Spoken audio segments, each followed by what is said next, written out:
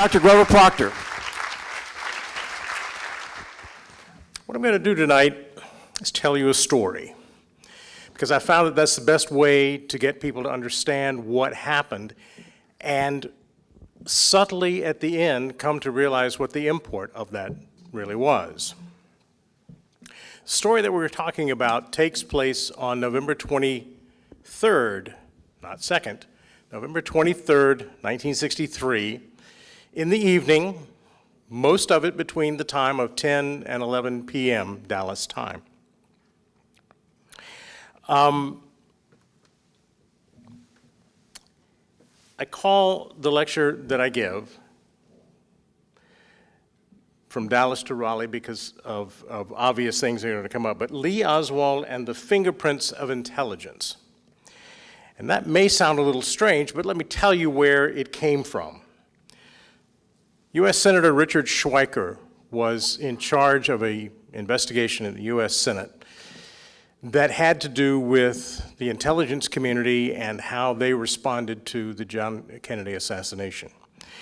And Senator Schweiker went into it with both feet and really began to understand some of the complexities of the case and to realize that the answers were not nearly as simple as we had been told. And at one point, he said this quote, "We don't know what happened, but we do know Oswald had intelligence connections. Everywhere you look with him, there are the fingerprints of intelligence." And as I'm sure you've already figured out now, we're not talking about intelligence as in IQ, though he was not really the dumb kind of wasteling that he's projected to be. What we're talking about is U.S. intelligence. We're talking about the United States intelligence community, represented by, but not limited to, the Central Intelligence Agency, the Defense Intelligence, Office of Naval Intelligence, and others that find and provide information and analysis so that the leaders of our country can make the decisions that they need. He believed, from everything that he saw, that Oswald had the fingerprints of intelligence all over him. And notice he worded it that way. We're going to come back to that phrase. I think he did it on purpose, and I will let you know why after we understand what Oswald himself did while he was in jail. We cut to the situation where, as I said, it's about 10 p.m. in Dallas. In the switchboard room of the Dallas jail, which was on the 5th floor of the municipal building, there were two women working that night. The older and senior one of them was a Mrs. Louise Swinney, and a slightly younger lady who was going to come in and take her shift starting at 11 was a Mrs. Alveda Treon. Now, she'd been asked by the lady that was getting off at 11 if she could come in a little early because that lady wanted to leave early. So really, Mrs. Treon got there around 10:15 or so. She doesn't know exactly what time she got there. But it left the two ladies there for that 45-minute period, from 10:15 to 11 p.m. And here's what happened. Mrs. Treon sat down at one end of the switchboard. Mrs. Swinney was already seated at the other end. I'm sure they had things to say to each other and all the talk that people were doing about the assassination and how terrible it was for the Kennedy family and for the nation and certainly for the city of Dallas and all the other things that they might have talked about. But Mrs. Swinney had one other thing to tell her. Mrs. Swinney said that she had been told earlier in her shift that at some point they discovered or they knew that Lee Oswald was going to want to make a telephone call. And that at that time, two men would come down or go up, depending on where they were coming from, to the 5th floor switchboard. They were to be admitted, put into a side room where they could monitor whatever call it was that Oswald wanted to make. And so the two ladies knew about that. Not too long after that, there was a knock on the door. The two men entered. Mrs. Swinney knew to expect them, ushered them into the room, closed the door. And within a minute or two, the red light on the switchboard indicating a call coming in from the jail itself, told them pretty much what they needed to know. Mrs. Swinney and Mrs. Treon knew this is it. The story goes that the two of them, literally in their particular places on the switchboard, plugged in their headsets at exactly the same time. And it was Mrs. Treon who first said, "Number, please." But knowing that Mrs. Swinney was the senior in the hierarchy there and the switchboard, and that she sensed that Mrs. Swinney wanted to handle the call, perhaps had been told how to handle the call, she demurred, but she stayed on the line. Mrs. Treon stayed on the line and was able to hear everything that Lee Oswald was saying to Mrs. Swinney. He told Mrs. Swinney, and therefore Mrs. Treon, who he wanted to talk to, a collect call he wanted to make, what area code, the name of the person, and 2 telephone numbers. Mrs. Swinney takes the key off so that Oswald can't hear her, but he's still on the line, and switches in to the 2 men that are sitting in the equipment room. And she tells them everything that Oswald had just said. Mrs. Treon is sitting over there, and having heard all of it, she's writing down all this information because she and her daughter, once they found out, daughter was visiting her, she worked in the same building, once they found out that there was going to be this connection with Lee Oswald, the daughter said, "If this happens, write this down and let's keep it as a souvenir because this is something we're going to want to remember." So that's what Mrs. Treon was doing, wrote down everything that Lee Oswald said, and Mrs. Swinney repeated it to the 2 men in the next room. Now, Mrs. Treon couldn't hear the response of the 2 men, but after a few seconds, Mrs. Swinney said, "Fine," or "Okay," or whatever, and disconnected the 2 men in the other room. And Mrs. Treon would later say that Mrs. Swinney was sitting there extremely nervous, shaking, obviously very agitated at what she was next supposed to do. And that was this. She opened the key back up to Oswald and said, "I'm sorry, sir, no one answered at that number." Closed the key, and the call was finished. She never attempted to make the call, and almost certainly it was not her idea not to do that. The story continues that the 2 men came out of the room, thanked them for their cooperation, and left. Mrs. Swinney stayed on until her shift ended at 11 and left then or soon thereafter, and Mrs. Treon was left to consider all that had just happened in the context of everything that had happened in the last 36 hours in Dallas. Oswald didn't know when he was making this call that he had 12 hours left to live. Mrs. Treon would later say that she was absolutely dumbfounded at the way that had played itself out. But she had the little slip, and she would keep that and take it with her and not actually do anything of significant value with it other than keep it for the family for another 5 years. Now let's take a look at the slip that Mrs. Treon actually wrote. The original slip stayed with the family of the Treons when they moved to Springfield, Missouri, a couple of years after the assassination. And what has come down to us are photocopies of photocopies of photocopies of photocopies. And you know what happens even with the best of machines now, but certainly with the really poor quality or lesser quality machines that they had back then. Every time you made a photocopy, things got smudged and became less readable. So I took one of those, the earliest copy that I could find of the slip, and digitally remastered it and took out all of the garbage that was on it so that we can see it almost exactly the way Mrs. Treon wrote it. And let's see the information that's contained here. Bottom left, AC 919. Well, as Tom alluded in his introduction, I was reading a book in which this story was recounted in 1980, and the author, Anthony Summers, said, and it is reported that Lee Oswald attempted to make a call to area code 919. I was living in Hartford, Connecticut at the time. I'd taken a job up there, was on a train going into New York City for some business, and I was reading the book. And I got to area code 919, and I stopped and I said, that sounds familiar. And a couple of seconds later, I hope it wasn't much longer than that, I thought, that's my area code at my home that I just moved from in Raleigh, North Carolina. Upper left-hand corner, collect call. Obviously, that was the only kind of long-distance call that Oswald could have made because there was no way of paying for it, and they were certainly, for a prisoner, the city was not going to pay for it and then try to collect back from him. So it had to be a collect call.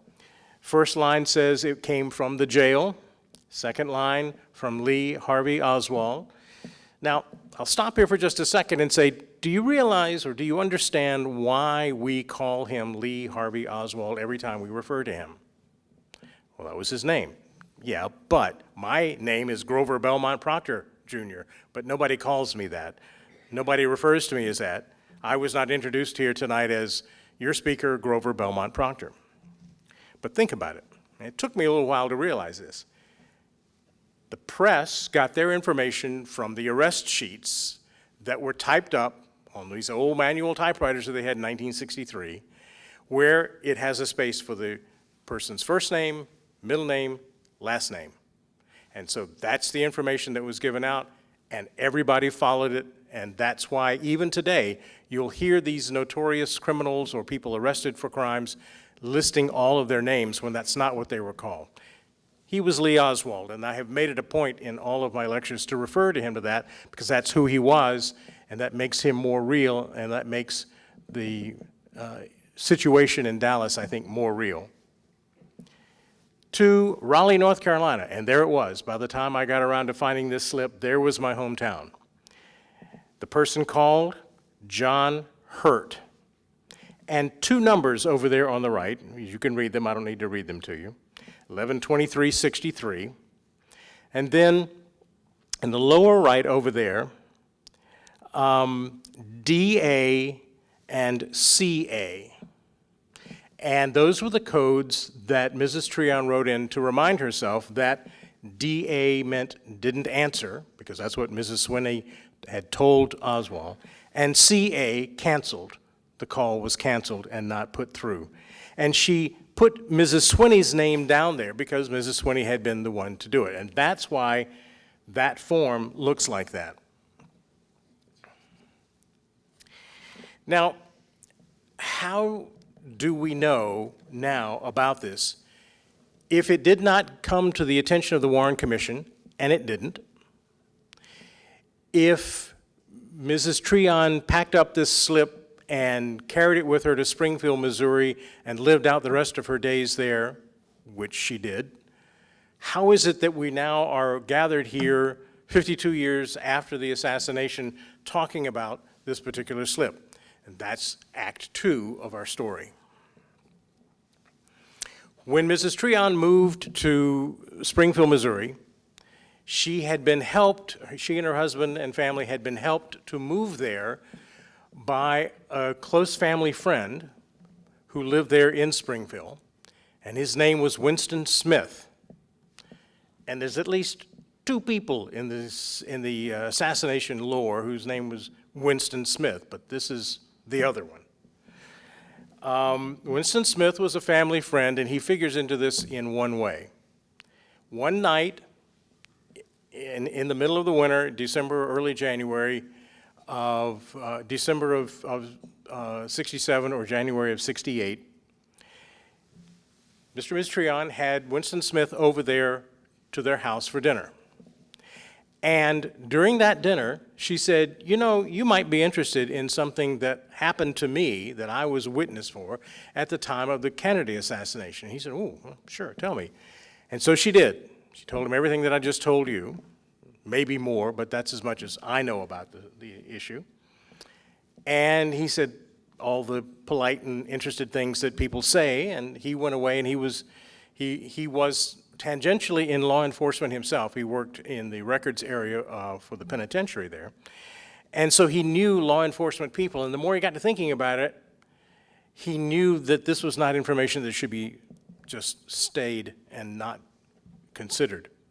So he called, in late January of '68, he called Mrs. Treon and said, I think I should tell the sheriff of Greene County here, Mickey Owen, I think I should tell him this story and see if he thinks something should be done. She said, well, fine, that's fine. He told Sheriff Owen. Owen said, yeah, I think maybe I should go and talk to her. Went and talked to Mrs. Treon. Collapsing the story here, he discovered that she was not a flake. She was not after attention. She was not trying to cash in on this. She was not the kind of person that he felt would be fabricating this. She seemed like a normal person. In fact, those were the two words he used. He listened to the story and he said to her, I think this is federal. This is the assassination of a president. This happened in another state. It really is not Greene County. I think I should call the FBI office here in Springfield. I think they'll want to talk to you. Again, she said, that's fine. 2 FBI agents did show up. They interviewed her. She said that they were very interested in what she had to say, that it sounded like to her that they had never heard this story before, and it's almost certain that they had not. She told them about the long distance, or LD, phone slip that she had filled out that evening, and they said, we'd like to see it. She showed it to them, and they said, we'd like to take this and make copies. Beverly, is this sounding familiar? And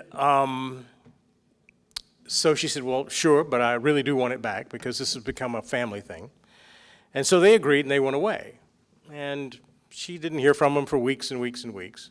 She finally called the sheriff and said, I haven't gotten the slip back. And he was fortunately able to raise enough stink with the FBI that she actually got the slip back.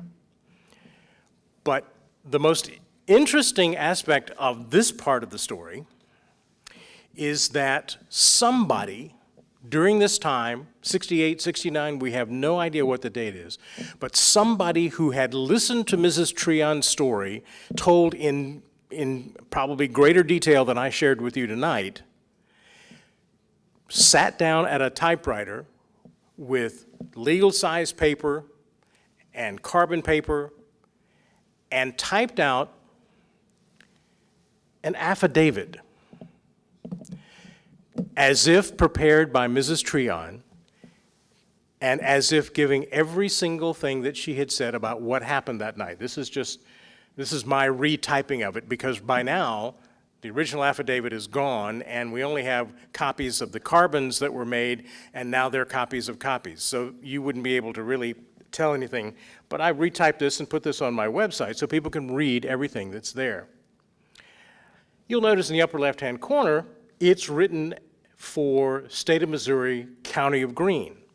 Well, the first thought was maybe the sheriff did that, but there's no indication that he ever said that he did that, and he never presented it to her for signing. Well, then what about the FBI? They knew everything. I'm certain they had taken notes, but why would they have made it for County of Greene? We don't know. But the affidavit appeared, and it appeared very, very quickly. And I want to show you just how quickly. Remember I said that in late January, Winston Smith called Mrs. Treon and said, I think the sheriff should come and talk to you. And she said yes, right? If we are to believe Winston Smith, and everything else seems to have been met with approval with the Truth Police, if we are to believe what he said, a week after that, he was contacted by a journalist. Okay, fine. But here's what I want you to imagine.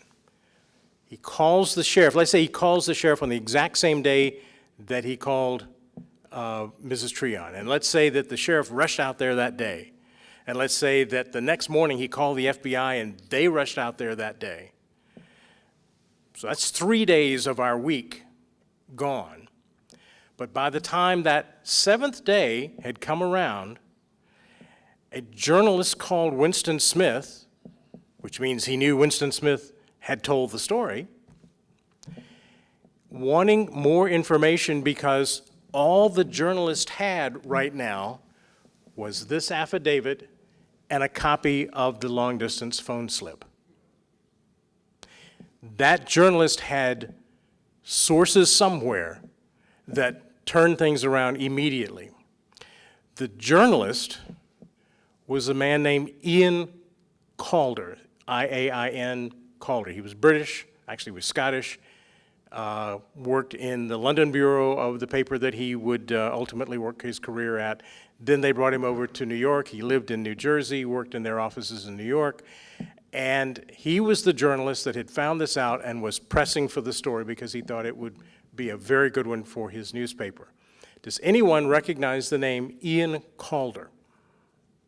He, by the way, after becoming this reporter, worked his way up, and when he retired in the year 2000 from this newspaper, he retired as chairman and CEO of the entire corporation. This is a man with a lot of gumption. And this is him and his newspaper.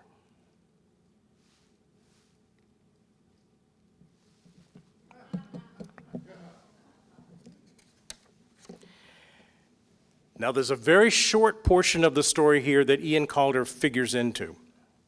I'm going to really boil it down, but it has importance beyond the Raleigh Call story, so I want you to know about this story. There was a man by the name of Abraham Bolden, and Abraham Bolden, among his other many positive qualities and accomplishments, President Kennedy had named him as the first African-American Secret Service agent to work the White House detail. He was an extraordinary man, and when he was working in the Treasury, they said he closed more counterfeiting cases than anybody before him. He was brought over to the White House detail, and he was working on the White House detail at the time of the assassination, though not in Dallas. He was in Chicago, which is where he was living. And Abraham Bolden figures into this two ways. First of all, he gave a report that still exists that on the night of the assassination, on the night of Saturday, late Saturday night, remember the time that the call came through, the Raleigh call. Late Saturday night, a dispatch came through to the Chicago Secret Service office, and he assumed to all of them, to research any information they might have about a man named Hurt or Heard, H-E-A-R-D. Didn't have anything, didn't report it. But the other aspect of Abraham Bolden that makes him a part of this is that he made statements to people he worked with and people he knew that he was going to testify to the Warren Commission about the lax performance of the Secret Service up to and including the time of the assassination, of agents being intoxicated at times that they were not supposed to be, of using agency cars to travel with women to parties, and all the things that actually we've been hearing about the Secret Service over the last little bit. He was going to tell people that. Well, he also said that he had evidence that at least one Secret Service agent had been at least peripherally involved with the planning or the outcome of the Kennedy assassination, and he was going to name the name.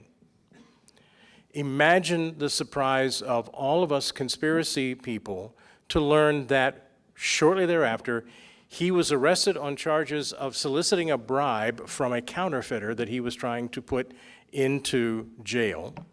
He was put into jail, and you should read this for yourself, but he was exceptionally badly treated. His wife was threatened with weapons and followed. His children were trying to get him out and trying to get people to recognize that this was not a man that would take a bribe, but he was, in fact, convicted. As part of the case to try to find out if Bolden was telling the truth about everything that he was saying, and also to see if Bolden's assertion that there had been reports of a plan to assassinate the president earlier in Chicago were correct, a Freedom of Information Act request was made for various documents, and the person who filed that used the telephone slip from Mrs. Treon as evidence that there were shenanigans going on, that there were people involved that had not been brought in. And that's how the authors that have been talking about the Raleigh call found out about this slip, and the very first book that it contained it had gotten it from that Freedom of Information thing. So I urge you, if you have an interest, read Abraham Bolden's book, and he will, in that book, he will reveal the things that he had to go through in order to try to get the truth out. I'll stop here for just 1 second to say something that I was particularly eager to say. It has nothing to do with the Raleigh call, but it has to do with people like Abraham Bolden, who, as my grandfather used to say, has a dog in the hunt. People like me, I read things, I go and search out documents, I interview people, I put words together, I come here, talk about the words. I mean nothing. I mean, I may do something good, but my life is in regards to the Kennedy assassination is just because I have chosen that, and it chose me, and I am doing the work to try to uncover the people like Abraham Bolden, whose lives were on the line, whose lives were almost ruined.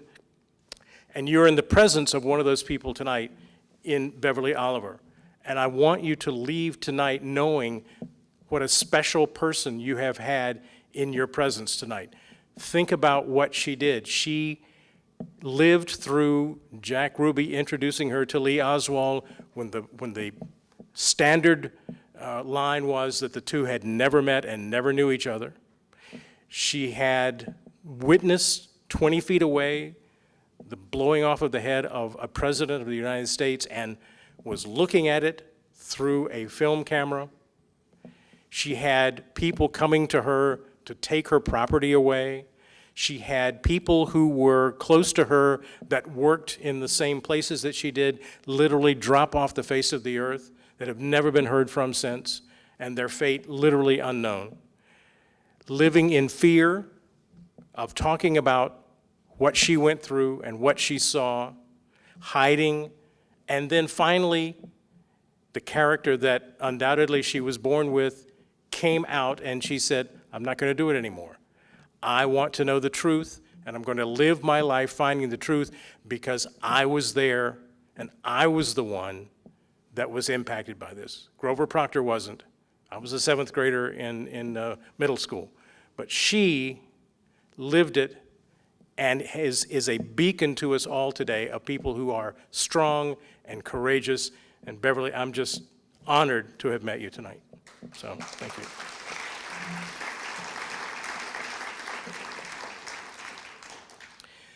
So, that gets us up to the late 70s. House Assassinations Committee, the Select Committee on Assassinations, is formed. And there's a John Kennedy assassination side, and there's a Martin Luther King assassination side. The John Kennedy assassination side was headed up by Chief Counsel Robert Blakey. You'll hear about him again in just a minute. And they had a large staff, and they had initially a lot of money in their budget. And initially, the idea was, we'll get all of these ideas that have been floating around, and we'll flesh them out, and we'll see if there's really anything to it. Well, with that as their goal, a man at a private research area, the Assassinations Archive and Research Library, that's what it's called now, had a different name then, went to the files and found not the original of the affidavit, but the original carbon copy. And I know it was, because I've handled part of it. I had actually had it in my hand. thanks to them.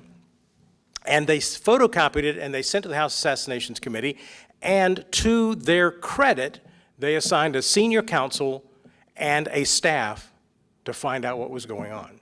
And that's how we've gotten most of the information that we have today, was through their work. Now, I want to warn you, a year and a half later, when their final report came out from the House Assassinations Committee on the Kennedy side, there was not a mention of John Hurt or Alveda Treon or Louise Swinney or Raleigh, North Carolina at all. But that doesn't mean the staff wasn't busy. And that chief counsel or lead counsel for that group, a woman by the name of Sorrell Brady, I understand an extraordinary attorney, did produce a lot of work and produced a 24-page report on it at the end. Never saw the light of day. When I began to research it in 1980, that report was probably about a year and a half old. No one had ever seen it except the senior people. And so as part of my initial research, I contacted Robert Blakey and I said, I want to know everything that you know. And he sent me a copy of it. And I have reproduced it. I've typed the entire 24 pages out, plus all of those footnotes, and it's on my website. So now, finally, it's published. But here's where we go from here. They wanted to know who is the man that was being called. And here we get to Act 3, where we're gonna really climax this thing and find out where we are today. Who was that John Hurt that was on that slip, and why were there 2 telephone numbers? Well, a very, very, very, very good question. 2 phone numbers, so they called Southern Bell Telephone Company, which was the regional bell in charge of North Carolina and other states at that time, and talked to a woman named Carolyn Raybon, and that name will always be in my brain because I can't believe the answers that she gave to a congressional committee. They gave her the 2 telephone numbers that had come on that slip, and she got back to them and said, I'm sorry, but those numbers are officially unlisted. They were unlisted in 1963, and since they were unlisted, that means that the party who owned them had requested that, and without a court order or a congressional subpoena, I can't give you the names associated with it. So they had subpoena power, they got a subpoena, they sent it to her, she was very happy, and she told them that the first number was for a John D. Hurt, and the second one was for a John W. Hurt, both living in Raleigh, and that's all the information that they had. Now, I thought it's really strange that both numbers would be unlisted, because that was not done capriciously and by a lot of people at that time. So I had an idea. I was in Hartford, Connecticut still. I called my parents living in Raleigh, North Carolina. I said, would you do me a favor? Sure. Would you go to the public library and would you get out the phone book for 1963 and would you look up the name Hurt and tell me what you see? And there they were. So I thought, well, maybe we're dealing with a different timeline. It doesn't run January to December. So I said, let's go back a year or so, because maybe that's the directory that was in effect at the time. Well, no, they're there. Okay, let's go 2 forward. Maybe that's when they were. No, they're there. And Southern Bell maintained to the very end that they were unlisted. I still haven't figured that out. I've never found Carolyn Raybon, and I'm sure when I do, she doesn't want to talk to me. The second name presented the House Assassinations Committee with very little problems because they decided basically to ignore it. In the entire 24-page report Sorrell Brady wrote, she mentioned the second phone call second phone number exactly 4 times. One to say that it was on the slip itself. Okay, wow, we knew that. noting that it was the one number of the two that Winston Smith had memorized when he saw the slip. Well, who cares about that? Third thing was that when they actually ended up talking to the first John Hurt, that he didn't know the second John Hurt. Okay, who cares about that? And let's see, the fourth thing was that John Hurt on Wake Forest Road did own that number. Wow. I mean, that's all they did.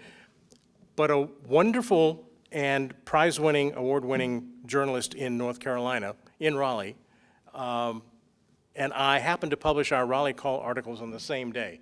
Now, he had a different slant from what I did, but he did something that none of the rest of us did. He found John W. Hurt, who had been a 24-year-old auto mechanic working in a tire recapping business on that day. So it's probably not who Lee Oswald was calling, especially when they found out at the House Assassinations Committee who John D. Hurt was. And let me tell you who John D. Hurt was. First of all, thank you, Ancestry.com. We have wonderful pictures. That's in this lower left-hand corner, that's, of course, John Hurt on the right, and his sisters in the middle, Diantha and Ruby on the left. So let's get our bearing here. On the evening of November 23rd, Lee Oswald, supposedly a lone nut with no connections to anybody, doing this for his own reasons, decides that he needs to call John Hurt in Raleigh, North Carolina. John Hurt, who incidentally had been a special agent for the United States Army Counterintelligence Division. Shades of Schweiker, who didn't even know that when he made the statement, of Oswald having the fingerprints of intelligence all over him. Well, that seemed like it was almost either too good or too bad to be true. So they pursued it.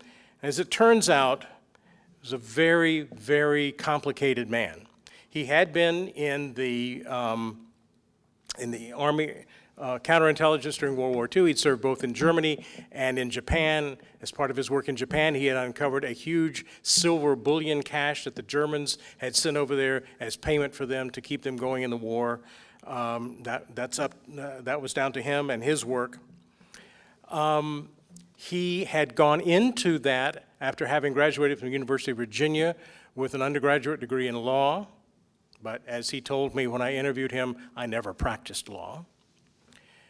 When his career with the counterintelligence had ended in 1947, he was offered a commission to stay on as an officer and continue to work in counterintelligence, and he turned that down.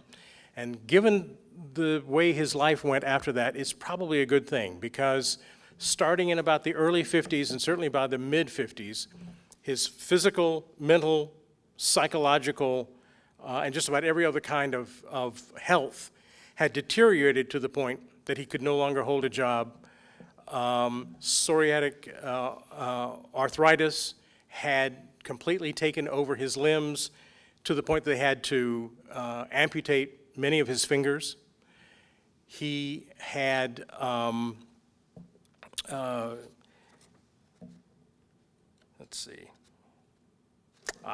Veterans Administration had kept up with him, and when the House Assassinations Committee came knocking, this is what they had to say about him. VA contained Hurt's separation quality record, which identifies Hurt as having served as an investigator of accidents and sabotage. He attended an 8-week military intelligence training school and war intelligence course. The file further documented a severe case of psoriatic arthritis, with which Hurt has been afflicted since 1942. By April '63, Hurt had been rated by the Veterans Administration as 100% disabled.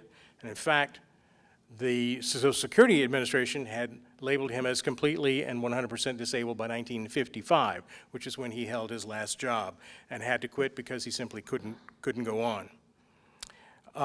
According to a report of an examination in November of '63, a board of examiners of the Veterans Administration, now this is interesting, November of '63, Hurt goes in for an examination, and the VA determines that, quote, This veteran's hand served no more useful purpose than would amputation. In June and August '64, fingers on both hands were amputated. Hurt's medical history also included treatment for a psychiatric disorder and alcoholism. He was known for making crank calls to politicians, including the governor of North Carolina. Very sad case. By the time I got around to talking to him in 1980, I talked first to his wife. She answered the phone at the same number. And she wanted to know all about why I wanted. It was clear I was not the first journalist that had contacted them, and it was, of course, always about the Raleigh call. And I said that I was working for Spectator magazine, which was true. And in fact, our offices were 5 blocks up the same street they lived on. I was trying to get her to get the idea that, you know, this is not National Enquirer calling. This is somebody who's right here in your same city, and, you know, we know how to take care of our own and that sort of thing. And she said, "You're a Spectator?" So that was that, and I say that not to put her down, but literally she was so rattled that she couldn't concentrate on what I was saying. But she did finally put her husband on, and he denied ever having received a call from Oswald, which comports with what Treon had said, nor having ever made one into the Dallas jail cell. And we'll talk about in just one second why that was of interest to them, because that was the explanation that came to be given as to why the phone slip was there, that a crank call came in and it was written up on a piece of paper that a crank call, and they gave the information, and then threw it in the wastebasket, and Mrs. Treon came along, got it out of the wastebasket, thought it was the call that had come in, and that's why we have it. But as we'll see in just a minute, that can't be the case. John Hurt, a little bit of bio here. State Bureau of Investigation was very interested in this man because of his attempts to get hold of government leaders. He was very upset that the governor didn't come to his local precinct meeting one time, and so the governor sent out a couple of his aides to go to his house, talk to him, try to, because, you know, they were in the same party, wanted to get him to understand that the governor was busy, but he really supported what he was doing. And basically Hurt met them at the door and said, "Get away, and if you come back, you'll be facing both barrels of my shotgun." He was not somebody that people were really confident had focus on reality. This last at the bottom down here on the right, diagnosed as manic depressive, paranoid, and dangerous to society. So that's the man that was called. So the question became, was the call incoming, as in a crank call, or outgoing? And remember, let's go back to the affidavit for just one last time. Mrs. Treon had never seen that affidavit. Clearly, it came from someone who knew her information, apparently not completely accurately, but they knew enough to type 2.5 pages, legal-sized pages, of what she had said. So when the House Assassinations Committee, deciding to pursue the Raleigh call, got in touch with Mrs. Treon, they said, "Well, you know, in your affidavit you said," she said, "I never signed an affidavit. I've never seen an affidavit. I've never given an affidavit." And they said, well, we have it here. It wasn't signed, but it has your name. She says, "I've never done it." So they sent her a copy, again, a copy of a copy of a copy. And they said, "Would you please tell us what is correct and what is incorrect? And for the things that are incorrect, would you write in the margins and tell us what is correct?" Well, in the original, someone had gotten the idea that Mrs. Treon had gone rooting around in the trash can in the switchboard room after Mrs. Swinney left to get some information to write on that slip. And Mrs. Treon wrote back that section, crossed it out, and said, "I would never have gone to the trash can. I didn't need to go to the trash can. I was listening to Oswald's voice tell me the information that I wrote down there." Before that information became known to the public, all we had was the idea, well, maybe she did go to the trash can and maybe there was a possibility of an error. And 2 or 3 really big-time and well-respected assassination researchers thought that that must have been the case because it really didn't fit their particular pet theory otherwise. But now we know that that's not the case, and that two women, not just one, heard Oswald give this information and attempt to make this call. So I think we pretty much decided now that as Blakey did, having known about the corrections to the affidavit, Blakey and Sorrell Brady and all the others at the House Assassinations Committee fell over themselves saying how much they believed the call was real. It was, the direction was outgoing from the jail, that it was troubling and possibly sinister in its implications. And so now we know they were correct. I think I had mentioned Anthony Summers and Robert Blakey. Summers is the book that I first found about the area code 919. I called him, and what he told me at that interview that I didn't tell you before was he said, you know, I'm sorry I put that in the book. I said, why? Thinking, oh, there goes my big story.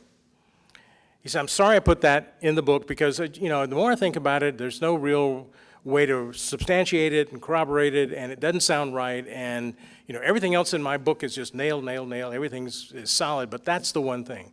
And I said, well, you know, I appreciate that, and I will certainly, in the article that I write, I will certainly show your doubts. And he thanked me, and that was it.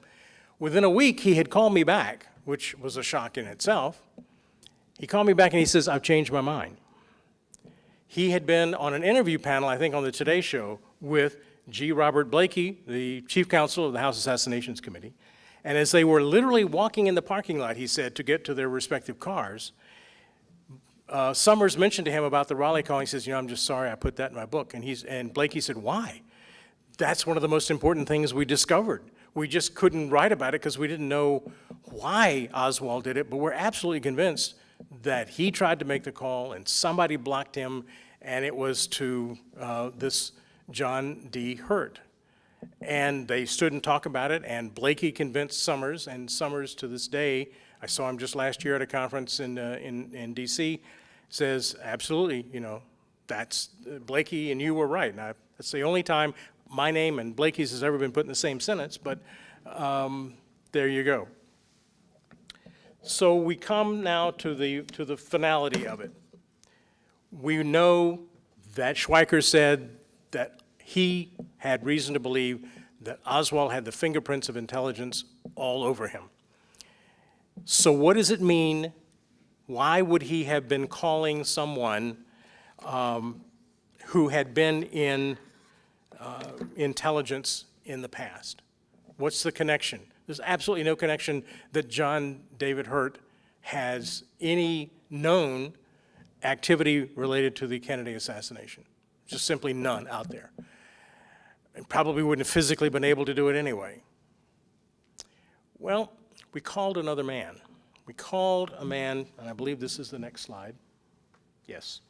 We were told to call Victor Marchetti, who had been one of the chief analysts and ran agents in the Central Intelligence Agency, who had left, had written a book called The CIA and the Cult of Intelligence, which was the first book in the United States to be subjected to pre-publication censorship. And we were told if anybody knows what's going on with why Oswald would have called Hurt, he would know. So we called him. We asked him, and he says, I know exactly what's going on. One of the things we found out about Victor Marchetti is he doesn't doubt himself very much. I know exactly what was going on. He says, I don't know Oswald, I don't know Hurt, but I know exactly what was going on. Okay, please tell us. He says it's standard operating spycraft. If you're trying to run an agent and you have a feeling that this agent may be doing something dangerous and may get caught or have trouble of some sort, the one thing you don't want is to have that person calling you, his handler, directly. You don't want that. So you create what is known as a cutout. And he says, so the agent is given a name and a phone number and told, if you get into trouble, call this person. He'll know who you are, he'll know to call me, and that way I'll know you're in trouble, and we'll come get you. And he said that's exactly what someone had done to Oswald. Now, the question remains at this point, was Oswald really working for American intelligence, or was somebody trying to make him think that he was. And if I had to say one way or another, my guess would be that it's more the latter. We've seen no hard or even soft evidence that Oswald was hired by the CIA or any other intelligence group as part of the Kennedy assassination. But the other thing that Victor Marchetti said about Oswald was that, you know, the Office of Naval Intelligence in the late 50s ran an office in Nags Head, North Carolina, which, by the way, also had area code 919 at that time.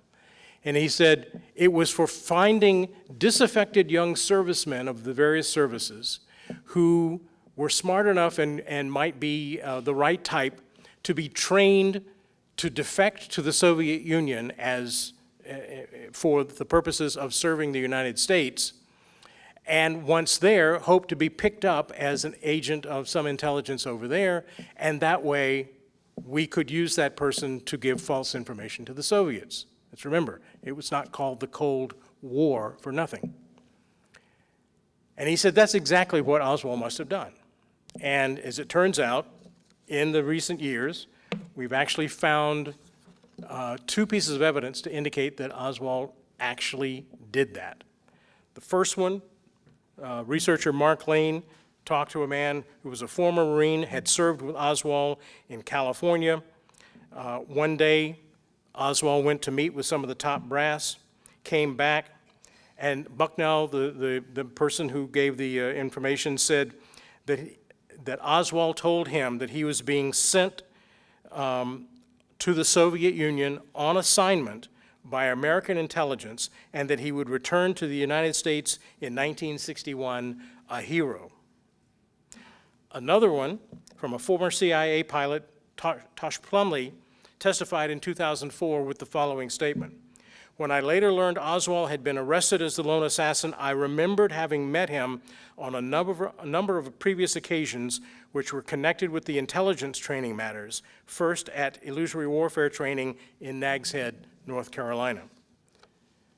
So here we had some young man, if we want to take this picture that's being presented, who, as far as we know, was a very happy Marine, given the opportunity to serve his country in a clandestine way. And he came back. He wasn't picked up by Soviet intelligence, so he came back. He's going around trying to find who he is and what he can do, and gets caught up in something that he has no idea what the outcome is going to be. And because there has been this little taste of cloak and dagger in his background, it would be very easy for someone who knew what he was doing to try to convince him that he was working for American intelligence. A man by the name of Antonio Veciana was a Cuban anti-Castro refugee who had come to this country and formed an anti-Castro regiment of people who were willing to do whatever it took to try to get rid of Castro. And one day, literally a couple of weeks, as I remember, or a month before the assassination, he had said to congressional investigators that he saw the man that he would later recognize as Lee Oswald talking to his own, Veciana's own, CIA contact, a man he knew by the false name of Maurice Bishop.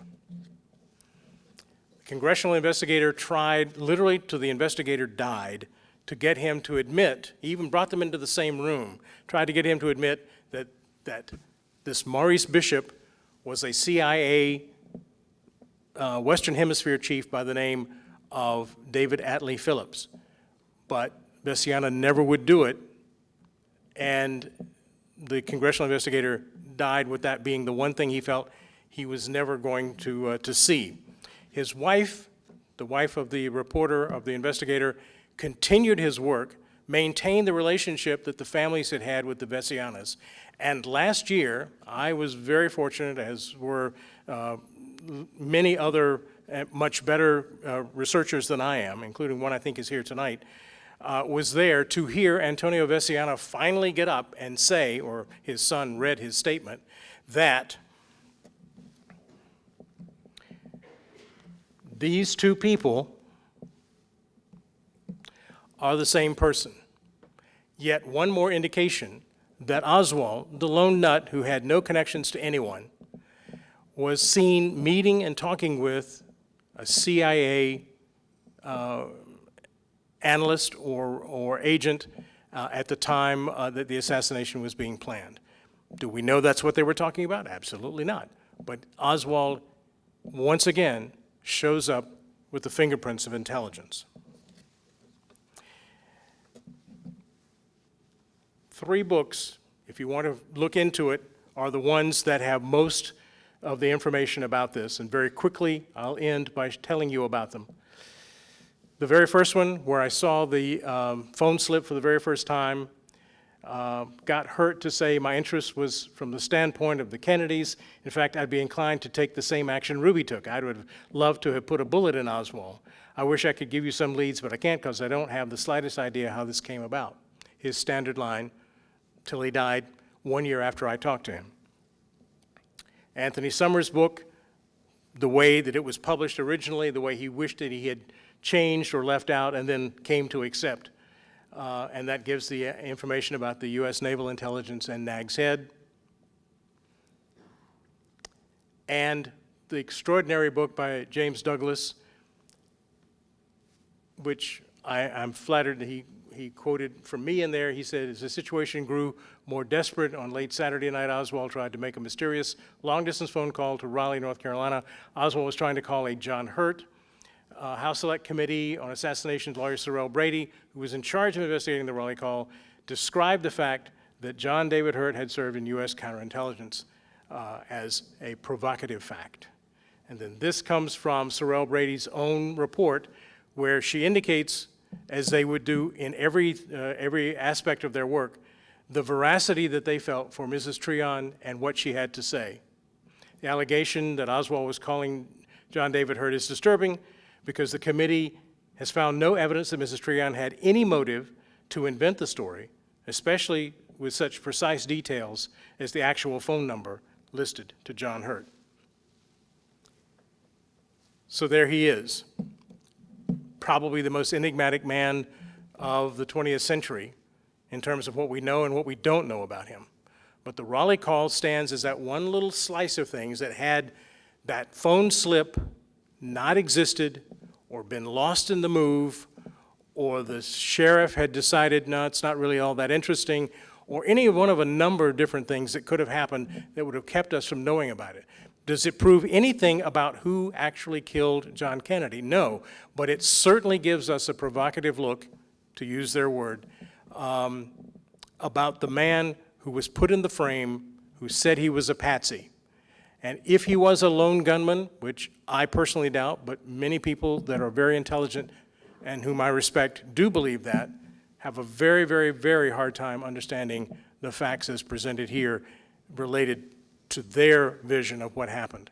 And I think that the more we look into what Schweiker told us back in the 70s about Oswald's fingerprints of intelligence, the closer we'll get to finding out what actually happened on that day. Thank you very much.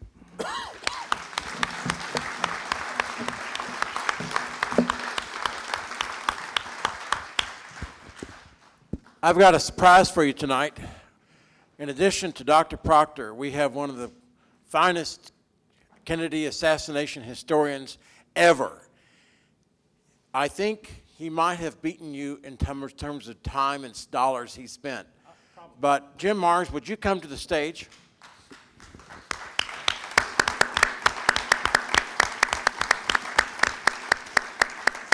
I'm going to ask the first question, and I'm going to let Jim ask the second question. But from what I read in your research, the second Oswald called Hurt, he was a dead man. Can you comment on that? Possibly, but since no one was talking about it, it's hard to know. Obviously, the 2 men that were in there in the closet who kept the call from having been made were probably the only 2 people that could have spread the word like that to cause him to be killed. I think it may have been one of the dominoes in the chain, but it probably wasn't the only one. I want to give you a chance to ask questions, comments, protests. Well, all I'd like to say is that I've been at this for 52 years now. I was a journalism major at the University of North Texas in 1963. And when I heard that there'd been a shooting in the motorcade, I turned on my little black and white TV. And I know I was watching TV for, I don't know, 15, 20 minutes before Walter Cronkite came on and said, you know, with a sniff, that the president is dead at 1 o'clock. So I've been paying attention to this assassination since about 10 or 15 minutes after it happened. I also had been in Ruby's Club. I knew about Dallas. I'd partied around in there as a college kid. I knew who was running Dallas. I knew about the Citizens Charter Commission. I knew about Earl Cabell, who was the mayor of Dallas at that time, and whose brother Charles Cabell had been fired as the deputy director of the CIA by President Kennedy because of the Bay of Pigs invasion. And anyway, I have really tracked this story as a journalist for, as I said, for 52 years. And Mr. Proctor, I want to tell you what a wonderful piece of investigation that you have done. This is the kind of in-depth and meticulous investigation that should have been done about the assassination of our president, but was not. In fact, it was the most shoddy, slipshod thing right from the autopsy all the way through these bungled investigations. What I want to tell you is there weren't just fingerprints of intelligence work around Lee Harvey Oswald. There were huge handprints, okay? Let me just hit a few high points. Number one, the House Assassinations Committee determined that there was a 201 file within the CIA, which they had denied previously. This is an employee file, okay? Now, they tried to brush that off and say, well, yeah, we finally found that, but there's only a few newspaper clippings in it, nothing of any real importance. And yet, 4 or 5 people, including Vincent Marchetti and other former CIA people, said if there's a 201 file, he worked for the CIA.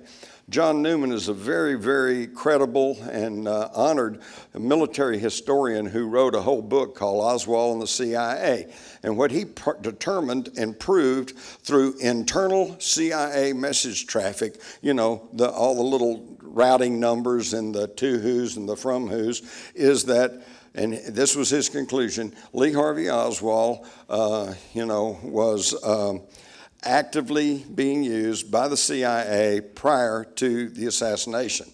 Now, the key question there is, and this is what Mr. Proctor brought up, was he being used unwittingly, or did he know he was being used? And I submit that he knew exactly what he was doing.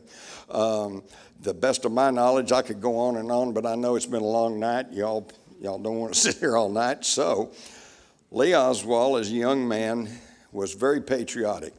His favorite TV show was I Led 3 Lives for the FBI, the story of Herbert Philbrick, who posed as a communist but was actually working for the FBI. It was a big show in the 50s. I remember watching that as a kid, and I thought so too. I thought, boy, that'd be cool. You know, this is an early day James Bond. When he was 16, he enlisted in the Marines, got in the Marines for a short period of time, and then they found out he was underage, so they kicked him back out. So according to his mother, who I spent many hours with, Marguerite, over in Fort Worth, living near Stripling Junior High School, she said that for the next year, Lee studiously studied the Marine Corps manual. And by the next year, he's able to go and join the Marines. Now, while he's in the Marines, he goes through a certain amount of training, and then apparently he's picked up by the Office of Naval Intelligence. The Marines, as you probably know, is a branch of the Navy.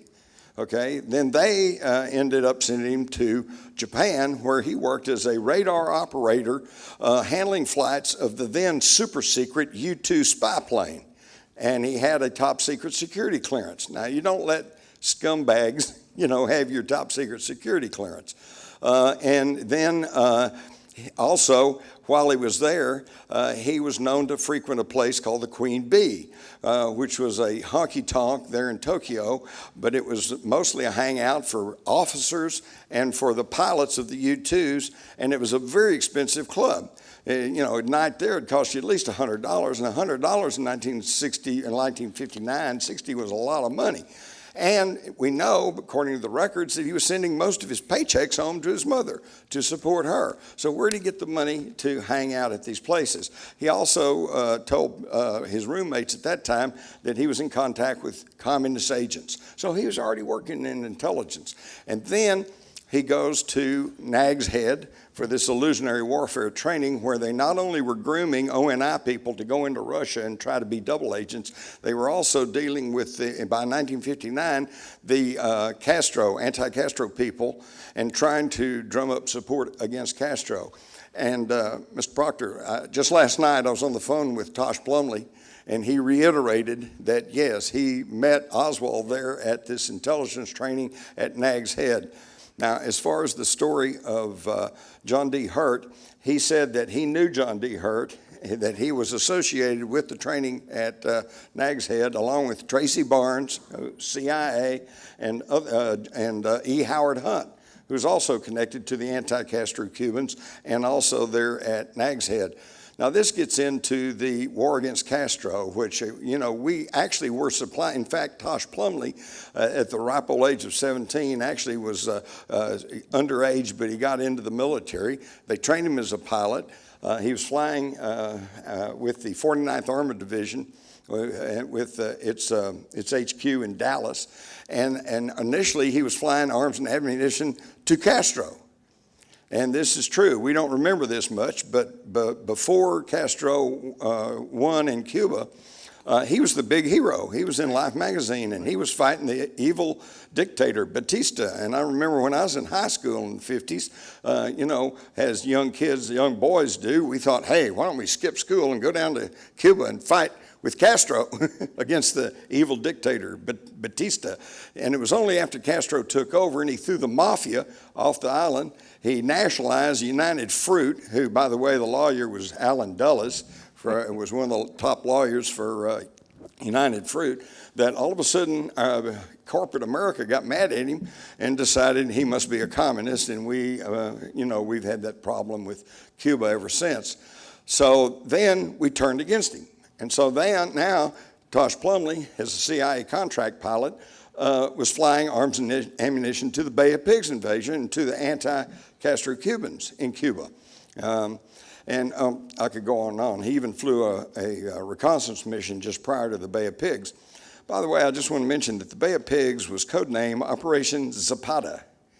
And the reason I mention that is because George Herbert Walker Bush's oil company was Zapata Drilling. And the two ships that were damaged hauling supplies to the Bay of Pigs invasion were the Houston and the Barbara. And the day after the assassination, in fact, there is an FBI report talking about the reaction of the anti-Castro Cubans to the Kennedy assassination, and they said this information was provided by Mr. George Bush of the CIA. And I don't know about you people, but I remember when our unelected president, Gerald Ford, named George Bush, a Texas oil man, to head the CIA. I went, what? Where did they go get some Texas oil man to head our top intelligence agency? So I did a little digging. I found out that, number one, his dad, Prescott Bush, as a very powerful senator from Connecticut, was very critical in helping to form the CIA. And then we see this idea that, some of the people flying arms and ammunition for the Bay of Pigs said they were using oil companies as fronts, and one of them was Zapata Drilling of Midland, Odessa, George Herbert Walker Bush's oil company. So we can see this thread going all the way through there. Quickly, another couple of items about Oswald. When he was arrested, he had on his person a little small Minox miniature camera, generally known as a spy camera. The FBI came down to the Dallas police and talked to the two detectives who had discovered this among his belongings and tried to get them to change their report to read that this was a Minox light meter. But they wouldn't do it. And they said, we know a camera when we see one, so they wouldn't change it. Why the problem with the camera? Well, because Earl Goltz, my counterpart reporter for the Dallas Morning News, did a great job investigating and found out that Oswald's camera has a 5-digit serial number, and when he checked with Minox Corporation, they said that all the cameras commercially available in the United States at that time carried a 6-digit serial number. So in other words, he got this spy camera somehow other than commercially buying it at a store. You got the 201 file, you got the camera. He wrote while he was working at Jagger Stofall in Dallas, he mentioned to one of his friends, if you knew anything about microdots. Most of y'all probably don't know about microdots, but microdots is a spy technique where you take documents and you can reduce it down to the point of a little bitty dot, like a period on the end of a sentence, so you can stick it in a book, and that's how spies pass information back and forth. How does he know about all that?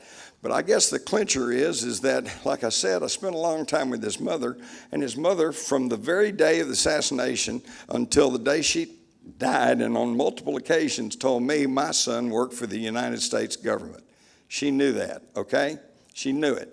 But of course, at the time, that just sounded so crazy that it was really easy to say, well, she's just crazy. She's just crazy. Don't pay attention to her.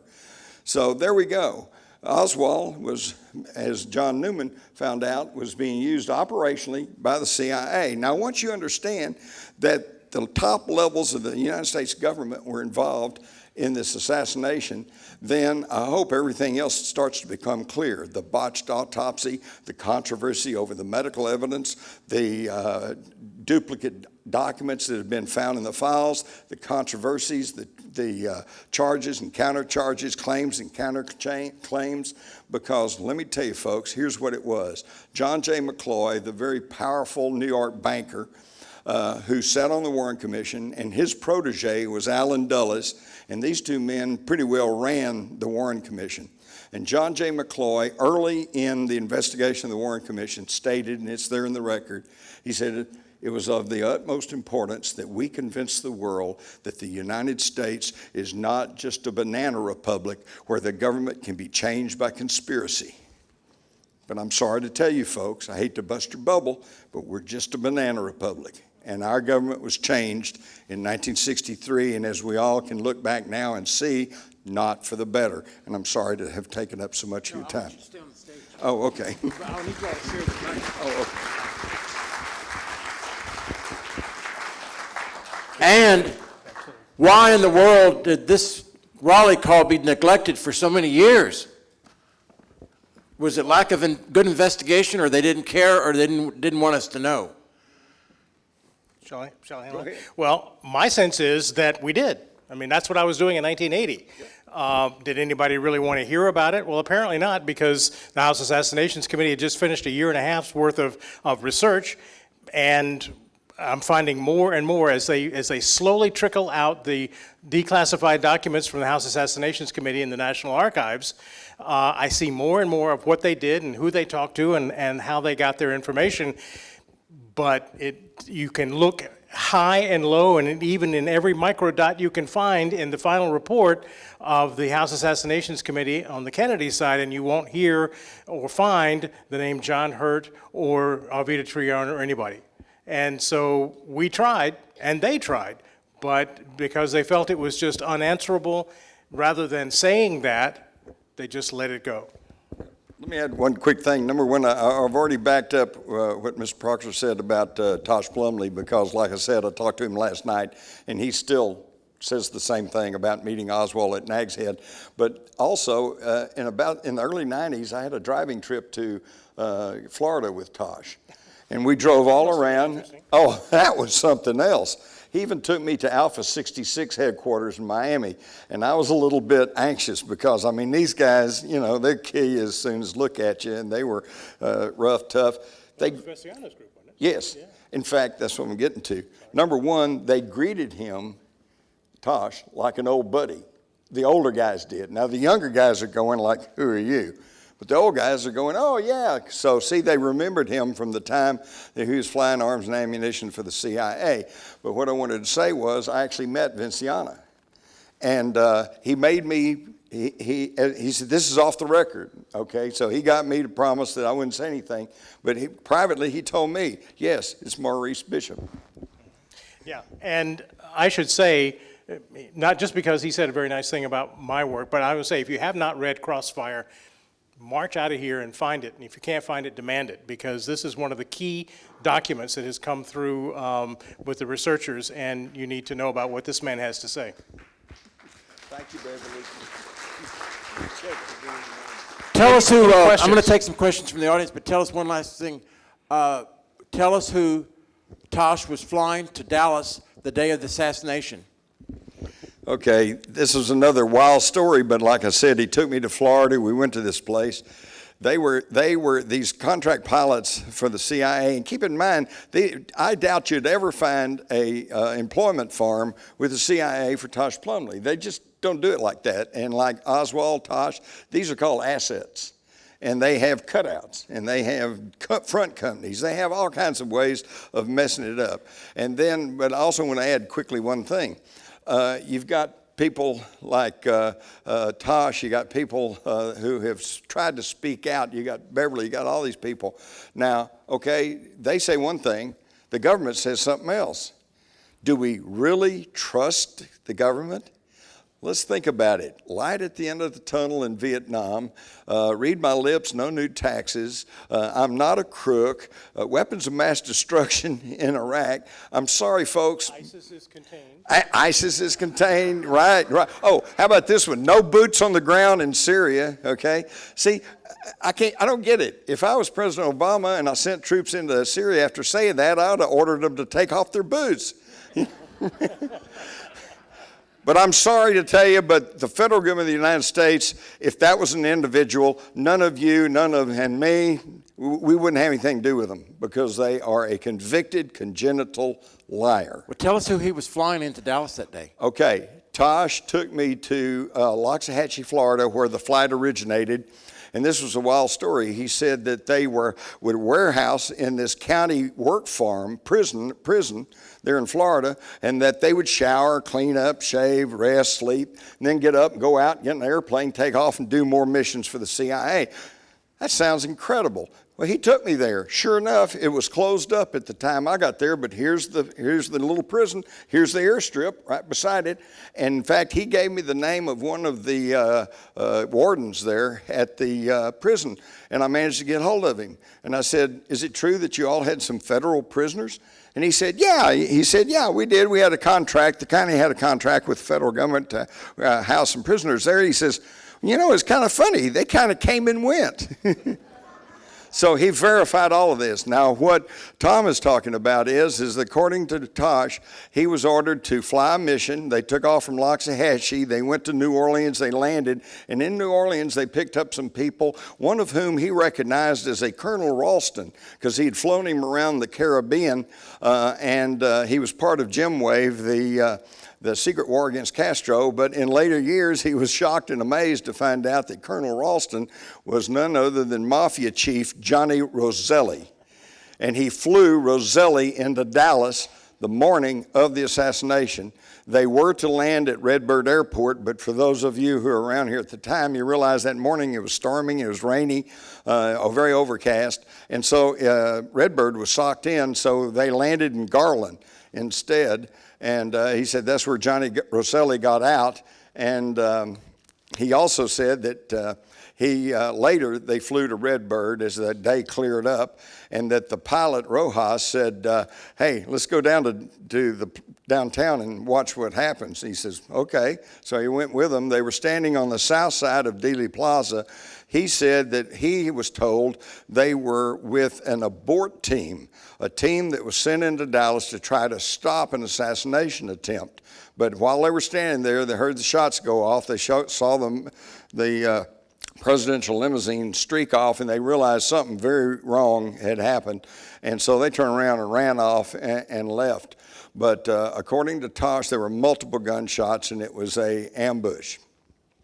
Questions from the audience? I'm going to work this way. I'll work frontwards, then backwards. That way I don't have to walk so much.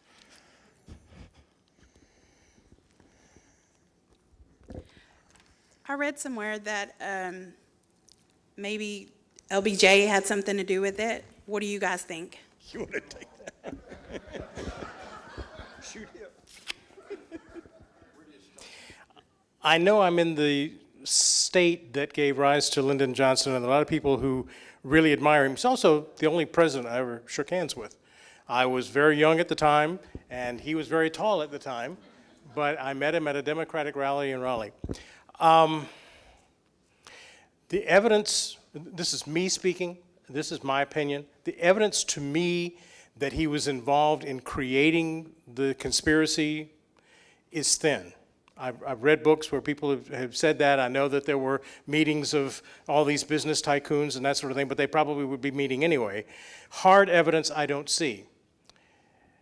In terms of setting up the Warren Commission and giving them their target to, basically convict the lone nut, I think it was absolutely complicit. I think that's how he got Warren to agree to do the chairmanship of the commission in the first place. But right in the middle is the gray area, and that is if he didn't actually help plan the assassination, did he know about it ahead of time? And I part ways with a good number of people that I know in saying, I believe he did. I believe there's more than enough information. I've talked to his former mistress, who I'm sure you've spent a lot of time, Madeline, a lot.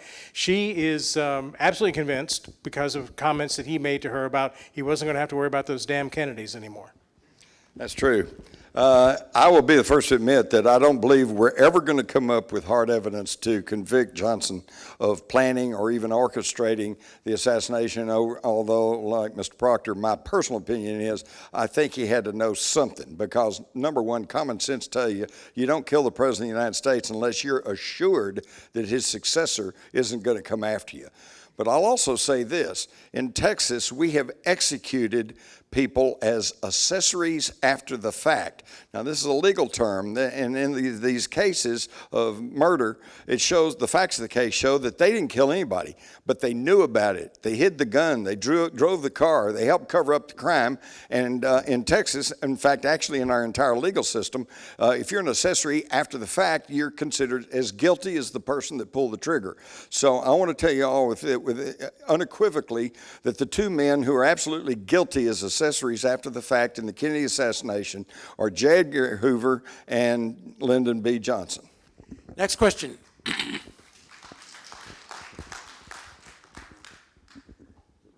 Jim, this is not a question. I just read your book, Population Control, about 2 months ago, and I wish everybody in here would get a copy of it and read it. It's fantastic.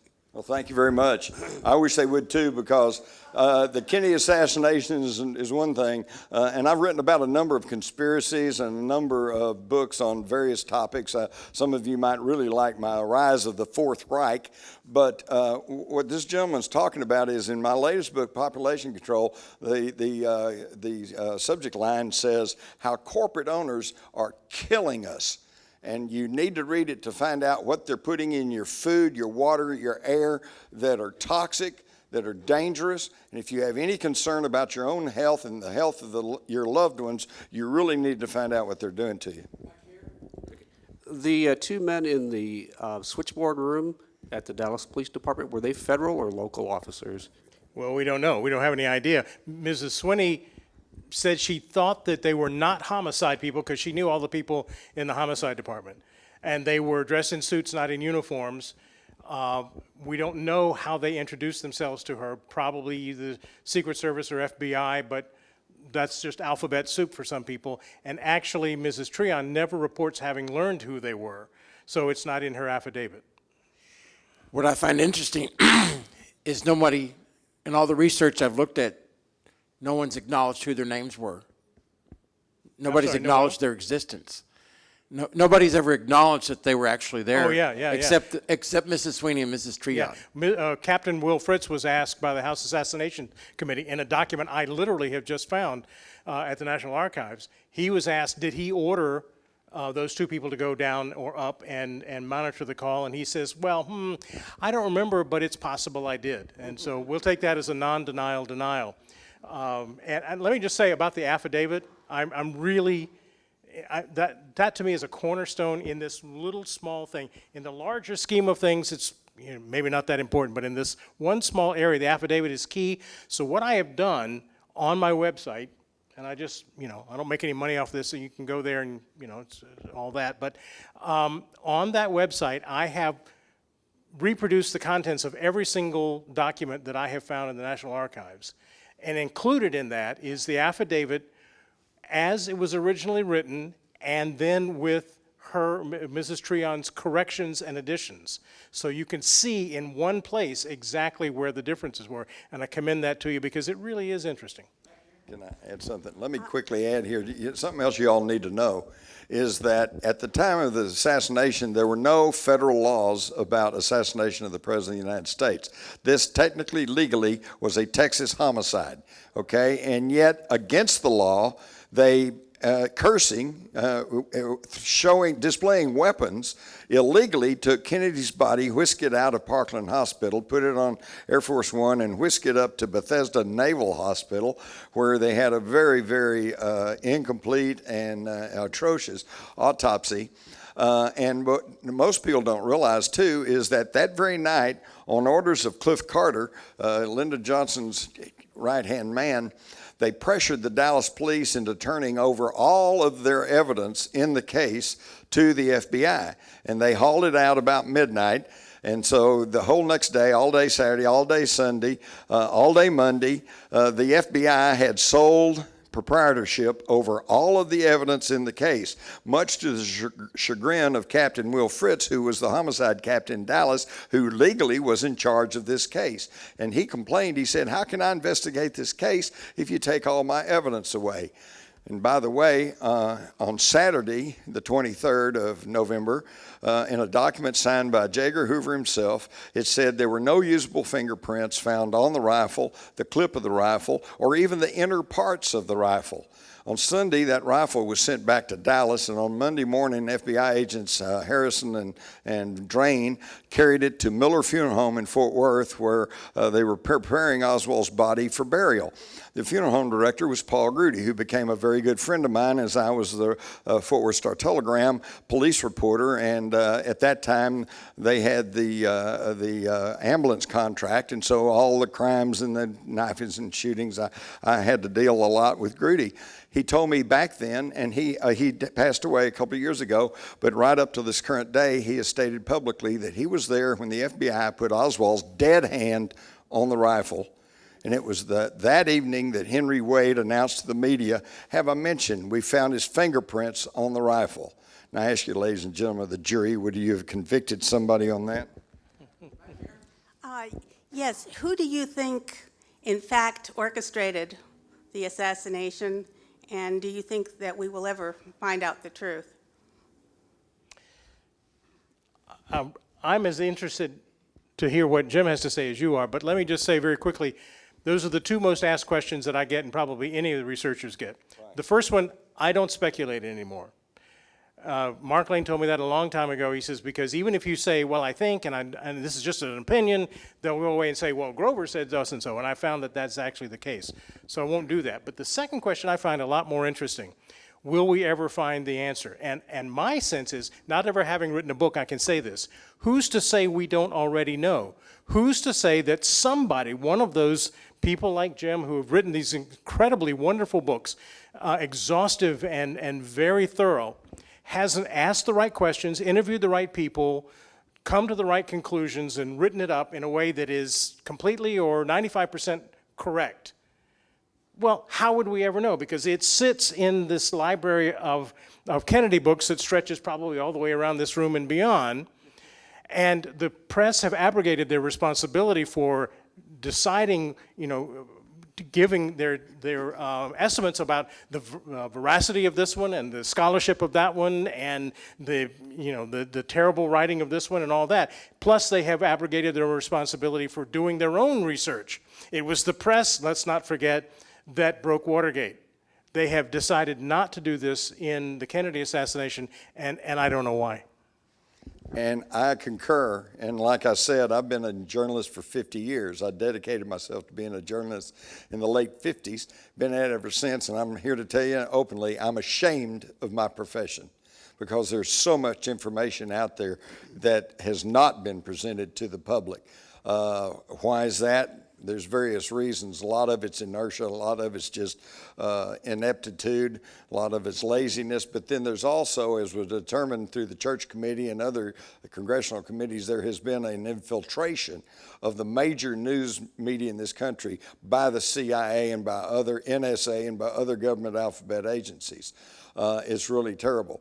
Now, Mr. Proctor is absolutely correct. It doesn't matter what we say, somebody's going to say, well, he said this, and I respect him for that.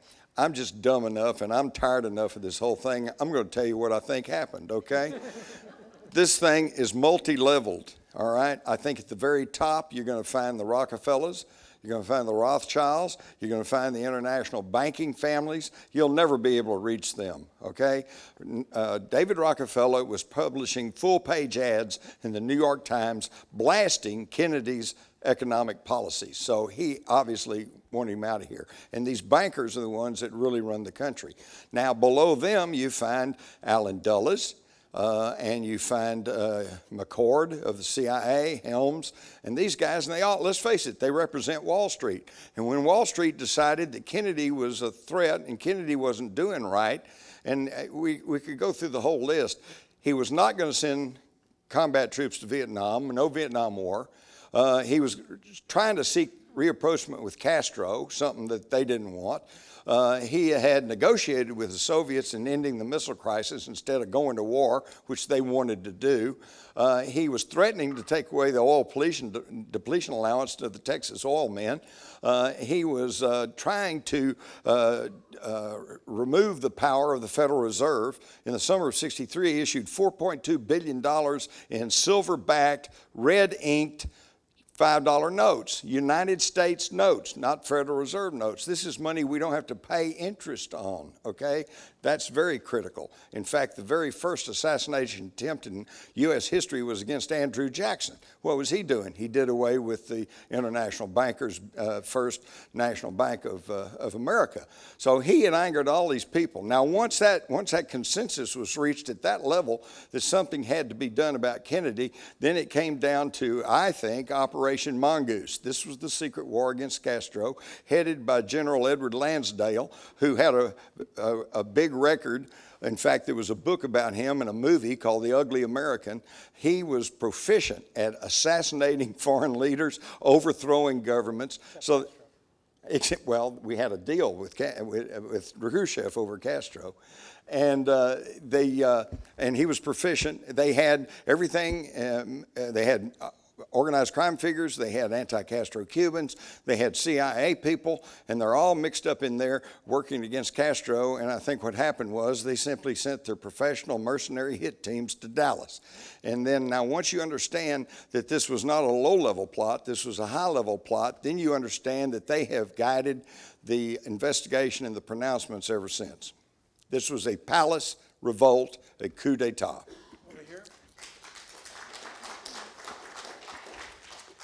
Jim, I just want to say thank you again so much for being here. You're the very, very best that I know of on the subject of JFK. Well, I'm sorry, but I mean, Jim's been doing it longer, and we correspond back and forth. But would you share with us, as we've discussed by email, when Sarah Hughes, Judge Hughes, came upon Air Force One and first approached LBJ, she apologized for not having something with her. Would you share that, please? Well, I'm going to share this with you, but understand this is an anecdote. I'm sure Mr. Proctor would say, you probably shouldn't even say that if you can't prove it. And I can't really prove it. But years ago, I met a deputy sheriff, a former deputy sheriff of Dallas, who said he was on Air Force One.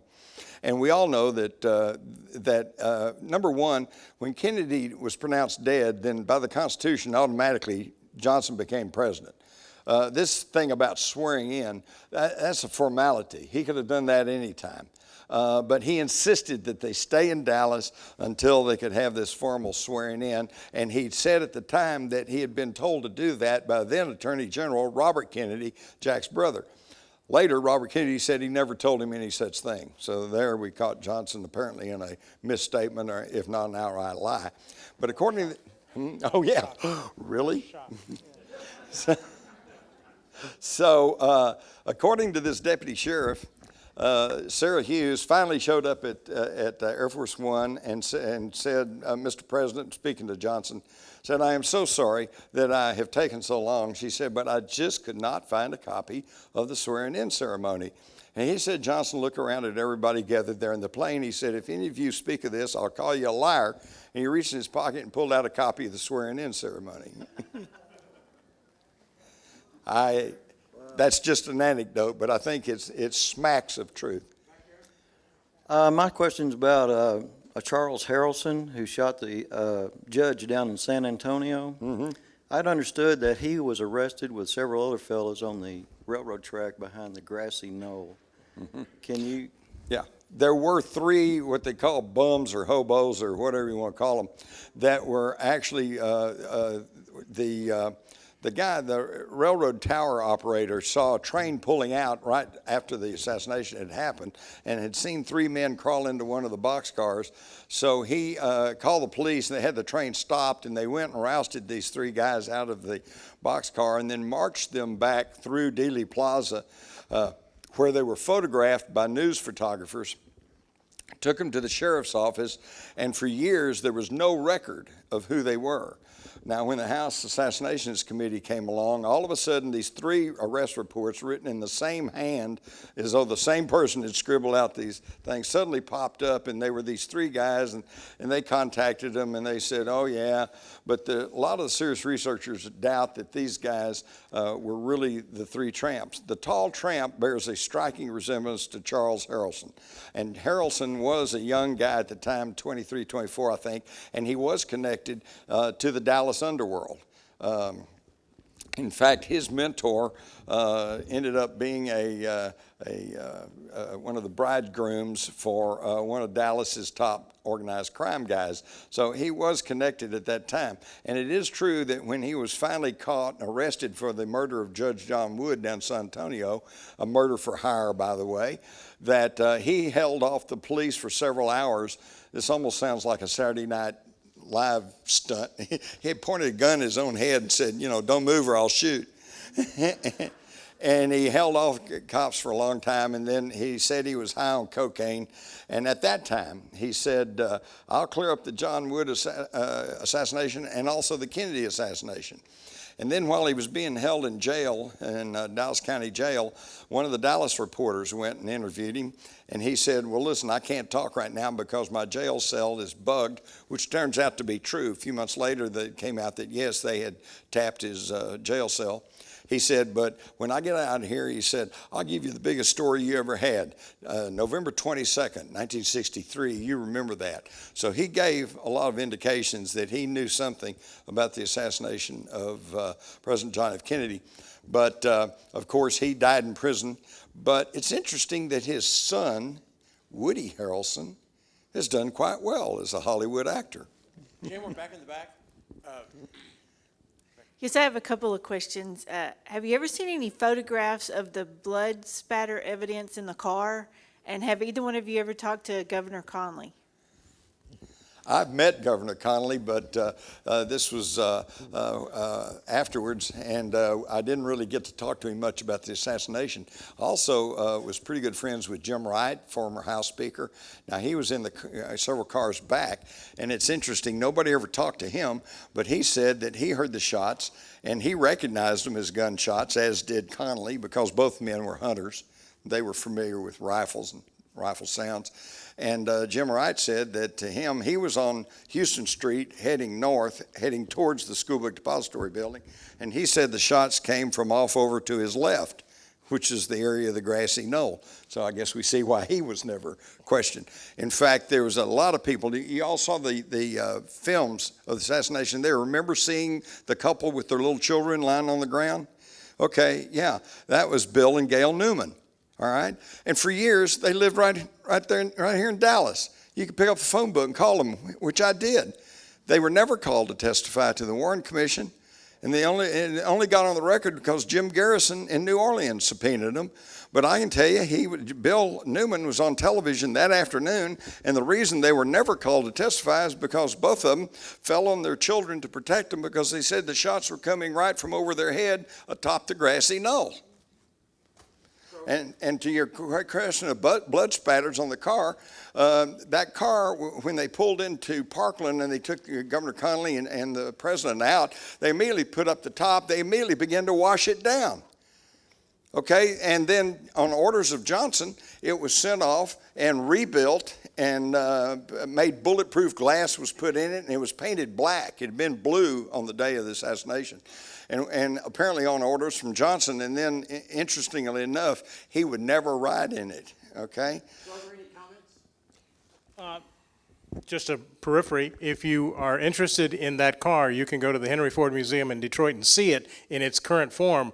But Jim's absolutely right about the condition inside the car. There was never going to be anything taken from that because the car was completely cleaned and also off limits.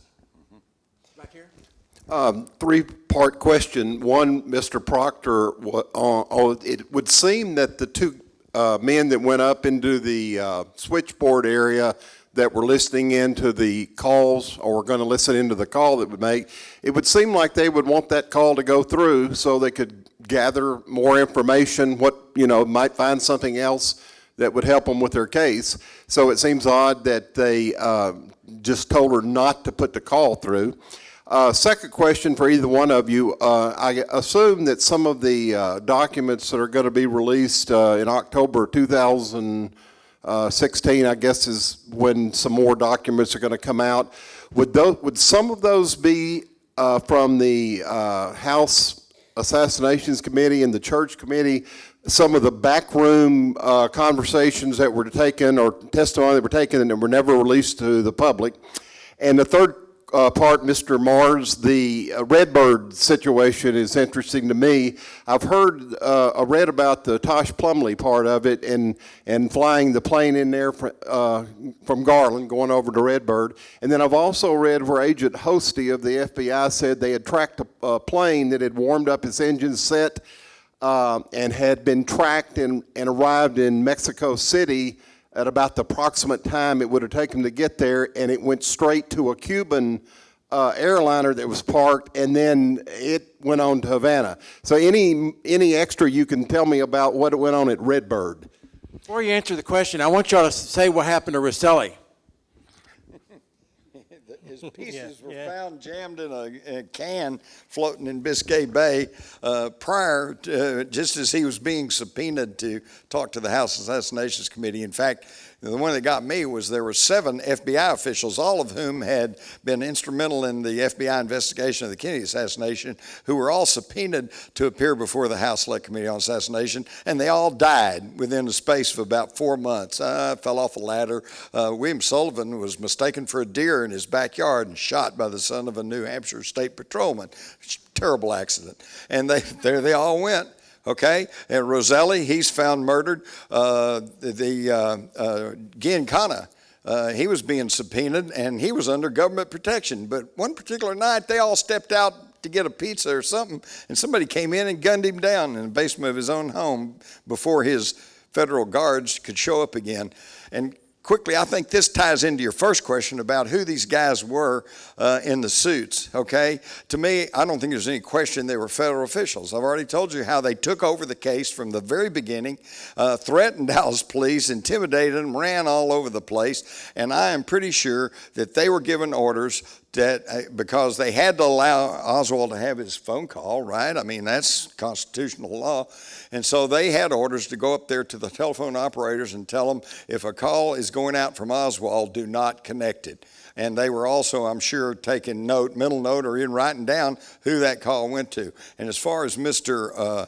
Hurt goes, yes, I don't think he was probably active in the CIA at that time, but with that intelligence background, then he was a perfect cutout. Okay, he was the guy who would have taken the call and then called Bishop or somebody who had power over Oswald. You have to understand, if this, when you start talking about the investigation, why didn't they do this, why didn't they do that? There was nothing standard about this investigation because it was never conducted at the lower level. If this was a common street shooting, the detectives and CSI, all of them would be in full mode. They'd get to the bottom of it. They'd track every clue, and they'd find out what did it. This happened from the very top, and they closed the doors instead of opening them. And to get back to the two men in the utility room, I've thought many, many hours about that, and here's what I came up with, and it's the only thing that seems to me to make sense. They, as Jim said, they've got to let him at least go through pro forma of making a phone call.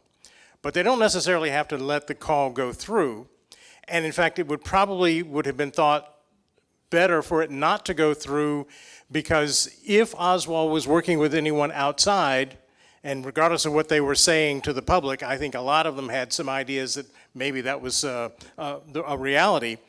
If there was some information that was going to be encoded or whatever between the two in that conversation, they didn't want that to happen. But it was very important for them to find out who it was he wanted to call. So you let the little pantomime go until the point where you know the information that you want, then you shut it down. And let's not forget that if it hadn't been for Mrs. Treon, who actually was listening, and they didn't know that, and she wrote down the little message on her own, we would never know about any of this. It just didn't happen, just like so much else in this case. Dr. Proctor? Yes. You made a comment about, I believe the agent was Boland, talking about a Secret Service involvement. Yes. What do you think about the theory that one of the shots may have come from the Secret Service? I've not studied that particular area, but Abraham Boland was absolutely convinced that there was a former Secret Service man. He hinted that it may well have been a man who was on White House detail, who was discovered to be a real bigot, was the word he used, and was let go from the Secret Service entirely, not just the White House detail, and went back to his home in Alabama, that he felt that in some way or another, whether it was actually being there and shooting, or in the planning and processing, or logistics, or whatever, that he was involved and he had information to prove that. Now, I have not read Mr. Boland's book. I plan to do that right after I finish Beverly's. But that's as much as he told us, and so really that's as much as we know in terms of what his thought pattern was. And again, no avenues were pursued. I mean, there's a man standing up on the grassy knoll behind the fence who flashed Secret Service credentials when the Secret Service absolutely said, we don't have anybody up there. So who was flashing Secret Service credentials? Your guess is as good as mine in that. Well, there's a book. Speaking of Secret Service, here's a real oddity. I don't know if you know this, Mr. Proctor, but in the Warren Commission volumes, we hear from Thomas J. Kelly, who is with Secret Service, and he's questioning Oswald. And Oswald kind of belligerently says, are you with the FBI? Because he knew the FBI was kind of messing him around. And he said, no, I'm with the Secret Service. And here's Oswald, who we're told is the killer, and who an hour or so after the assassination gunned down a policeman in South Dallas who had just stopped him on the street. You know, he says, oh, well, you know what? As I was leaving the depository, a young man, a crew cut, ran up to me, showed me a book of identification, and asked where the telephone was, and I stood there to make sure he got to the telephone. Does that sound like somebody that's just killed the president? Amazing. Was that question about the Secret Service, are you referring to the theory that the driver shot Kennedy?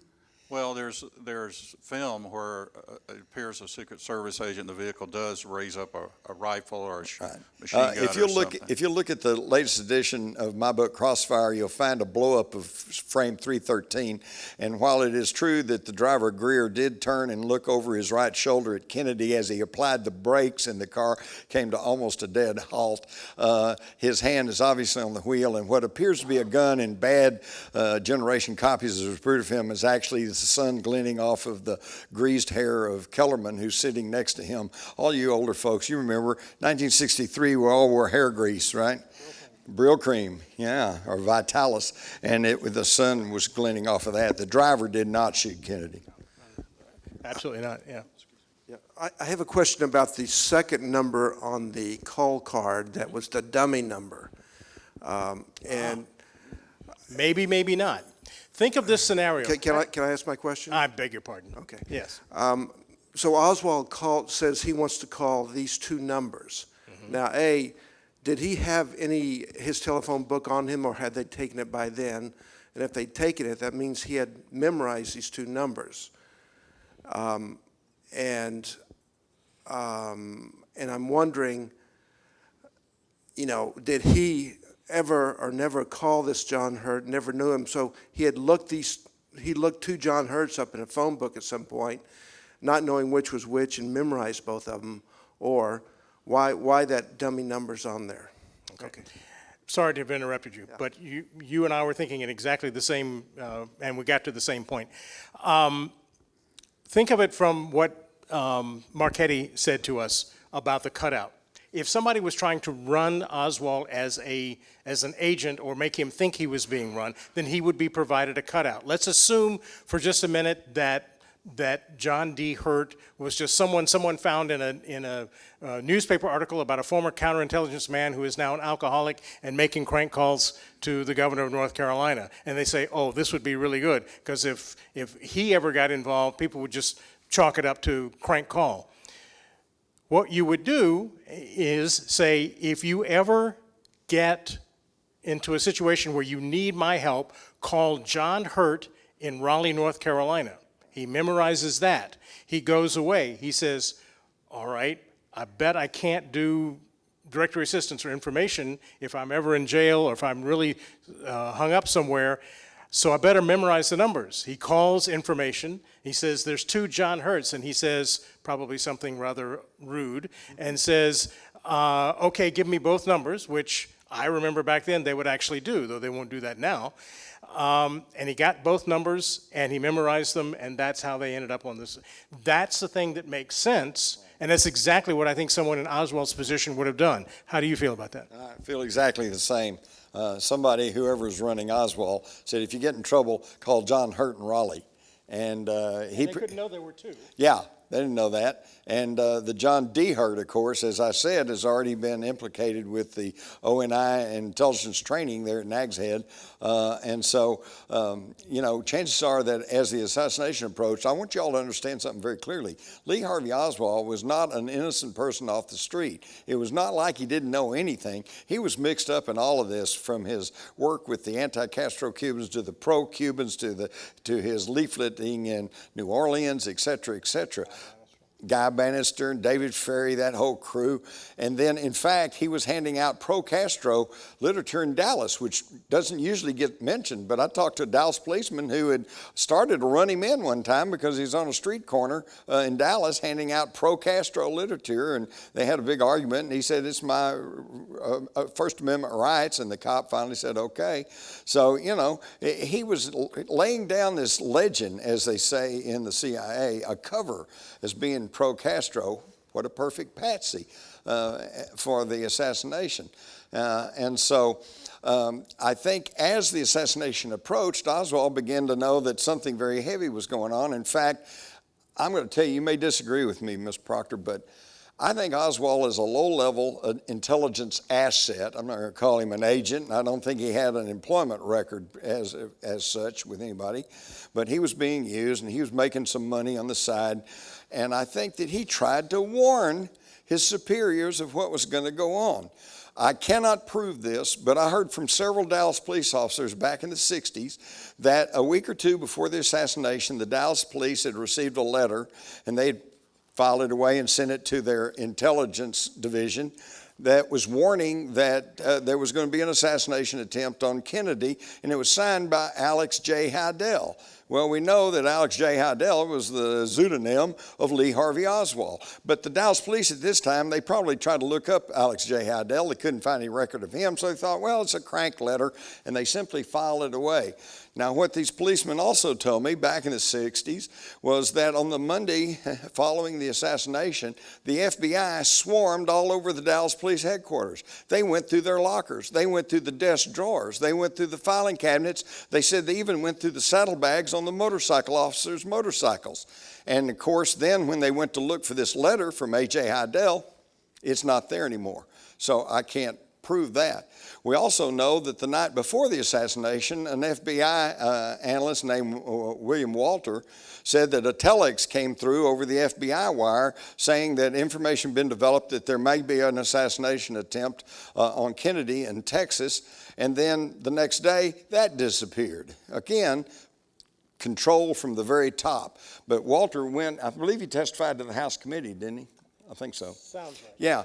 And he thought that was such an important telex that he didn't save the actual telex, but he had written it all down. He had contemporary notes of this. So I think, and then we also know that Lee Harvey Oswald went to the FBI headquarters trying to see Hosty, his FBI handler, and had left a note behind, and the only person who actually seems to have read the note was one of the secretaries, and she was vague. She said, I thought it was some sort of warning.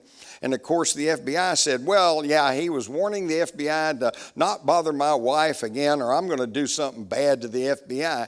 But I'll tell you something, folks, if that was the case, we would have seen that note published on the cover of Life magazine to show what a violence-prone guy Oswald was. Instead, Hosty, after the assassination, the J. Gordon Shanklin, the head agent in Dallas, called in Hosty, and he said, now that Oswald's dead, there won't be a trial. He said, get rid of that.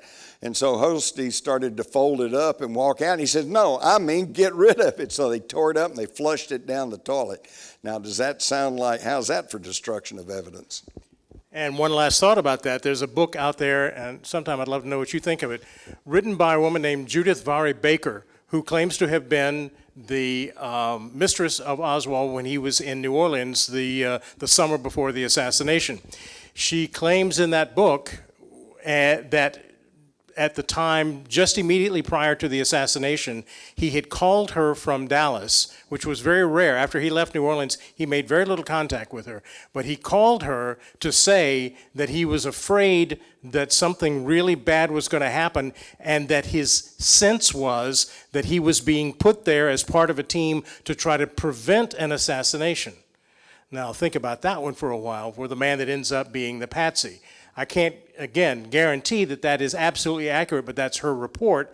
And after having many conversations or email conversations with Judith, I find her relatively credible. And I think that the things that she points out in her book called Lee and Me take that 3 months and give us a whole new picture of what Lee Oswald was really like. And that he was very much the way Jim describes him, as down in the dirt and working with the people who were also down in the dirt, but as a man who loved his country and thought he was doing something good through his intelligence work.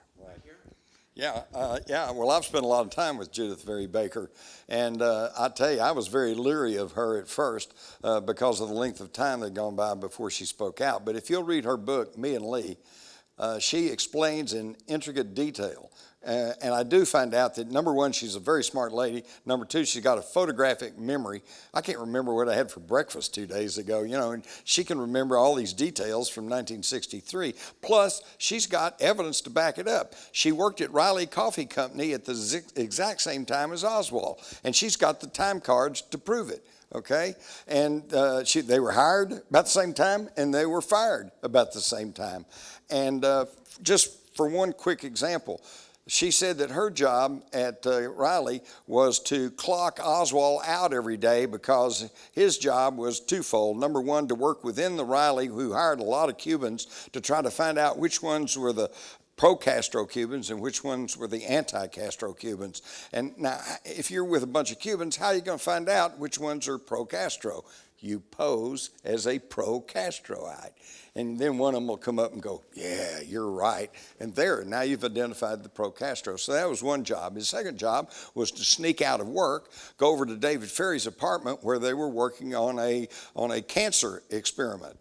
Initially, she thought they were trying to work on a cure for cancer, but then later she got very turned off because she realized they were actually working on a causative factor, an agent that would create cancer, okay? They were in essence trying to weaponize cancer. Weaponize cancer, okay? So anyway, so she said, and her job was to babysit Oswald while he was at Riley's, cover for him. In fact, she said she was supposed to clock him out every day. Well, okay, he went to work from 8 to 5, and so I went back and looked at his time records, and he could clock in the morning exactly what you expect, 7:59, 8:01, a few minutes off now and then because you show up either a little early, but when he clocked out in the afternoon, 5 o'clock, ching, 5 o'clock, ching, 5 o'clock, ching. And that was Judith going up, going over, and just, punching the time clock. So there's a lot. Oh, and then I went in the Warren Commission and found his immediate supervisor at Riley and read his deposition. And he says, it's funny, I never could find him. He never was around, and said when I'd catch up with him, I'd say, where have you been? And he'd say, oh, I just been around, So it all fits, and I do believe Judith Baker. I do too. Do y'all think any shots came from the 6th floor? And if you do, who do you think it was that was doing the shooting? someone shooting a Mauser and not a Mannlicher Carcano. That's for one thing. I believe that too. Yeah, I don't know. No one's ever been identified, and as far as I know, no serious names have been put forward as any of the other shooters. But wait a minute. We knew at the time that the FBI went in and fingerprinted all the school book depository employees. And needless to say, and they made a big deal out of it, they found Lee Harvey Oswald's fingerprints on the 6th floor. Big deal. Everybody knew he'd been up there working. They were all moving boxes around. It would have been unusual if you had not found his fingerprints up there. But here's what's really fascinating to me is in the late in the 90s, a Texas investigator got hold of the fingerprint cards for Malcolm Mac Wallace, who was a convicted hitman and connected to Lyndon Johnson. In fact, he had been convicted of a murder down in Austin back in the late 40s that apparently connected to Johnson. And then Billy Saul Estes has named Mac Wallace as a hitman who killed some people for Lyndon Johnson. And they made a 32-point comparison match of these fingerprints on the 6th floor as matching those of Malcolm Mac Wallace. Now, I think that is extremely weird because Johnson may have been murderous, but he was not stupid. And I don't think he would have allowed Mac Wallace, a convicted hitman who could be directly connected to him within 50 miles of Dallas, if he knew assassination was going to take place. But what I do think is that one of two things. They either maneuvered Mac Wallace into getting up on the 6th floor where they knew he'd leave some fingerprints behind, or better yet, they simply planted the fingerprints of Mac Wallace on the 6th floor so that they had absolute total control over Johnson.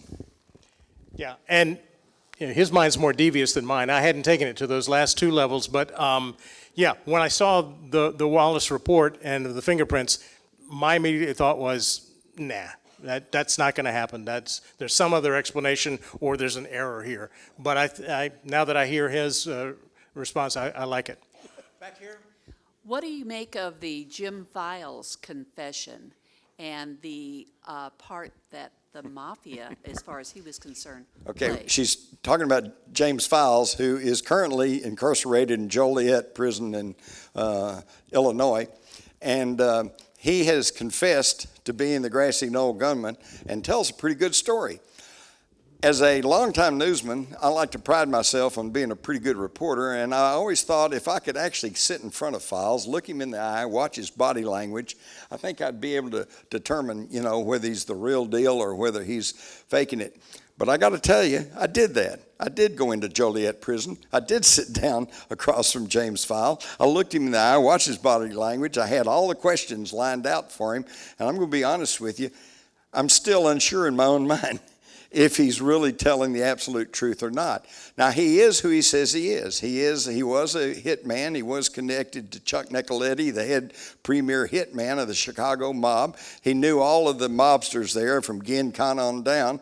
And he was a driver for Nicoletti. I think all that's very true, especially because one of my good friends is still Zach Shelton, who was an FBI agent, now retired, who actually worked in the Chicago office and covered organized crime, and he vouches for the authenticity of James Files. But now when James Files said that he was on the grassy knoll and he fired the shot, I don't know. I'm still, that's kind of a toss-up. I think he heard things. I think he knew a lot of the inside information about the assassination. But has he inserted himself into the story, or was he actually the shooter? And I'm not really certain, because there is another candidate for the Grassy Knoll gunman that I think is rates, in my mind, higher than James Files, and that is a member of the Dallas Police Force at that time named Roscoe White. His son, Beverly will tell you, and she'll vouch for this.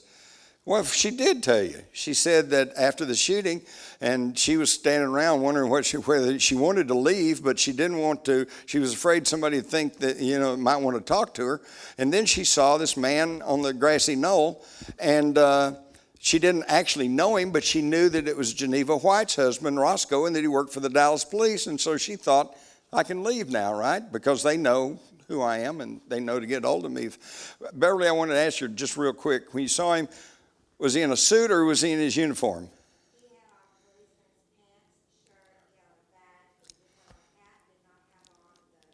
Did not have a hat. Okay, but he had his badge. Okay, now this goes back to the badge man photograph, which you can find in my book, Crossfire. Mary Mormon took a photograph with a Polaroid camera from the south side of Elm Street, pointing right at the grassy knoll at just about the exact moment of the fatal headshot, either a little bit, split seconds before or split seconds afterwards. And we tested that camera and found out it did have the capability of picking up intricate details in the background. And behind the picket fence on the grassy knoll, we have blown up an area, and to me and to many others, including homicide detectives that I've showed it to, they said that's a man firing a rifle. And he's in the classic rifle firing position. He does not have a hat. You can see his hairline. You see his eyes and his ear. He's wearing a dark shirt with a semicircular patch on his left shoulder and a shiny object on his chest, which computer analysis showed was metal. So it appears to be that whoever this was wearing what appears to be a Dallas Police uniform. So my money for the grassy knoll gunman right now is on Roscoe White. Yeah, and that's certainly been one of the major theories out there. And just think about it again, logically. I always like to just back up in things and say, does this make sense? If you were going to have someone posted somewhere else, like the grassy knoll or up there between the grassy knoll and the pergola, and you wanted people who might have glanced across and seen someone with a rifle not to panic or not to draw the conclusion you don't want them to draw, put them in a police uniform. Because then they'll say, oh, they're protecting the president. Let me go back to what I was doing. So, yeah, it makes perfect sense and is borne out by the evidence that Jim talked about. Yeah, my question is about the rifle that was found. Did it have Oswald's prints on it? Can it be tied to Oswald or what, the rifle? Well, I mentioned that earlier about the fact that the next day the FBI said there were no usable prints found anywhere on the rifle or even the inner parts of the rifle. And then Sunday, it's shipped back to Dallas. Monday, they take it over to the funeral home, and the funeral home director said they put his dead hand on the gun. And that night, Henry Wade announces how we found his fingerprints on the rifle, except when you look, it's actually a partial palm print that was found on the underside of the disassembled barrel of the gun. Okay? So I do not call that strong evidence. Back here. On the Officer Tippett's death, did Oswald shoot him, or was there a person who ran into a library or elementary school? It was a church. A church, and the pursuers were stopped by the feds. Here's somebody that's either read the material or knows something, because that's absolutely true. I can tell you unequivocally that Lee Oswald did not shoot Officer Tippett. How do I know this? Because he was in the theater at the time. His movements, he left his room and house a little after 1. He arrived at the theater about 10 minutes later. The theater assistant manager, Butch Burroughs, told me that he was there and that Oswald had bought a ticket, had come in and bought popcorn from him, and then went and moved around in the ground floor. 2 other people in the theater at that time, an insurance agent and an 18-year-old that I interviewed, was sitting there by himself because he wanted to go see the war movie. Now picture this, he's in a 900-seat theater and there's only about 20 people in it, scattered here and there. He's sitting at the back over to the right by himself when somebody comes in and squeezes past him and sits in the seat next to him. What's that? You know, he didn't say anything, and the guy next to him didn't say anything. But he just sat there for a while, and finally got up, squeezed past him, went over and sat in the middle section. And then, of course, a little later, the cops came in, and this was Lee Harvey Oswald. What was going on there? He was trying to make his intelligence contact, okay? It's one of these things where he'd go sit down next to the guy, and the guy would say, "The geese fly south." And he'd say, "But only in the wintertime." And they'd have their little secret thing there to say, we've made contact. See, but he didn't get any response out of Davis, and so he got up and he moved on. So, but the point is, all 3 of these witnesses place Oswald in the theater at the time the movie feature started, which was 10 after 1, and the Warren Commission said Tippett wasn't shot until about 1:15 or 1:20. And they based that on the fact that Benavides got after the shooting, and several minutes after the shooting, got in the police car and keyed open the microphone and said, "We have an officer down here, send help." So Oswald was in the theater at the time Tippit was shot. And you're right. Immediately, the shooting took place at 10th and Patton, so they started scrambling all the squad cars, and there were reports that a man had run from the scene, and they saw him ducking into a church near there. Well, the police were coordinating and rounding up and getting ready to raid this church when they get another call saying, no, he sneaked in the Texas Theater, so they all rushed to the Texas Theater. And by the way, even before all that, I talked to some people who had been in the South Oak Cliff branch of the Dallas Library, and they said shortly after 1 that a whole bunch of police came running in and were running up and down searching through all the stacks of books and everything, and finally one of them was saying, well, he's not here, and they all ran out again. So they knew who they were after, and they were after him. And if you really want more details on this, goes back to one of the first books I ever read and that was ever written on the assassination. Go back to Mark Lane's Rush to Judgment and find the section where he interviews Mrs. Aquila Clemens, who was an eyewitness to the shooting and to the aftermath of the shooting. And if you want to have the hair on the back of your head stand up, read that. And no, I'm not going to tell you tonight because you got to go do your homework. Beverly will have books for sale and to consign them, customized signature. Jim, if you brought books, please sell them. Go to Amazon. And Grover, did you bring any books? No, but I'm going to walk away with 2 of them. Okay. We'll be here for additional minutes for question and answers. As far as I'm concerned, this is one of the best symposiums on the JFK assassination ever held. To you more about John D. Hurd.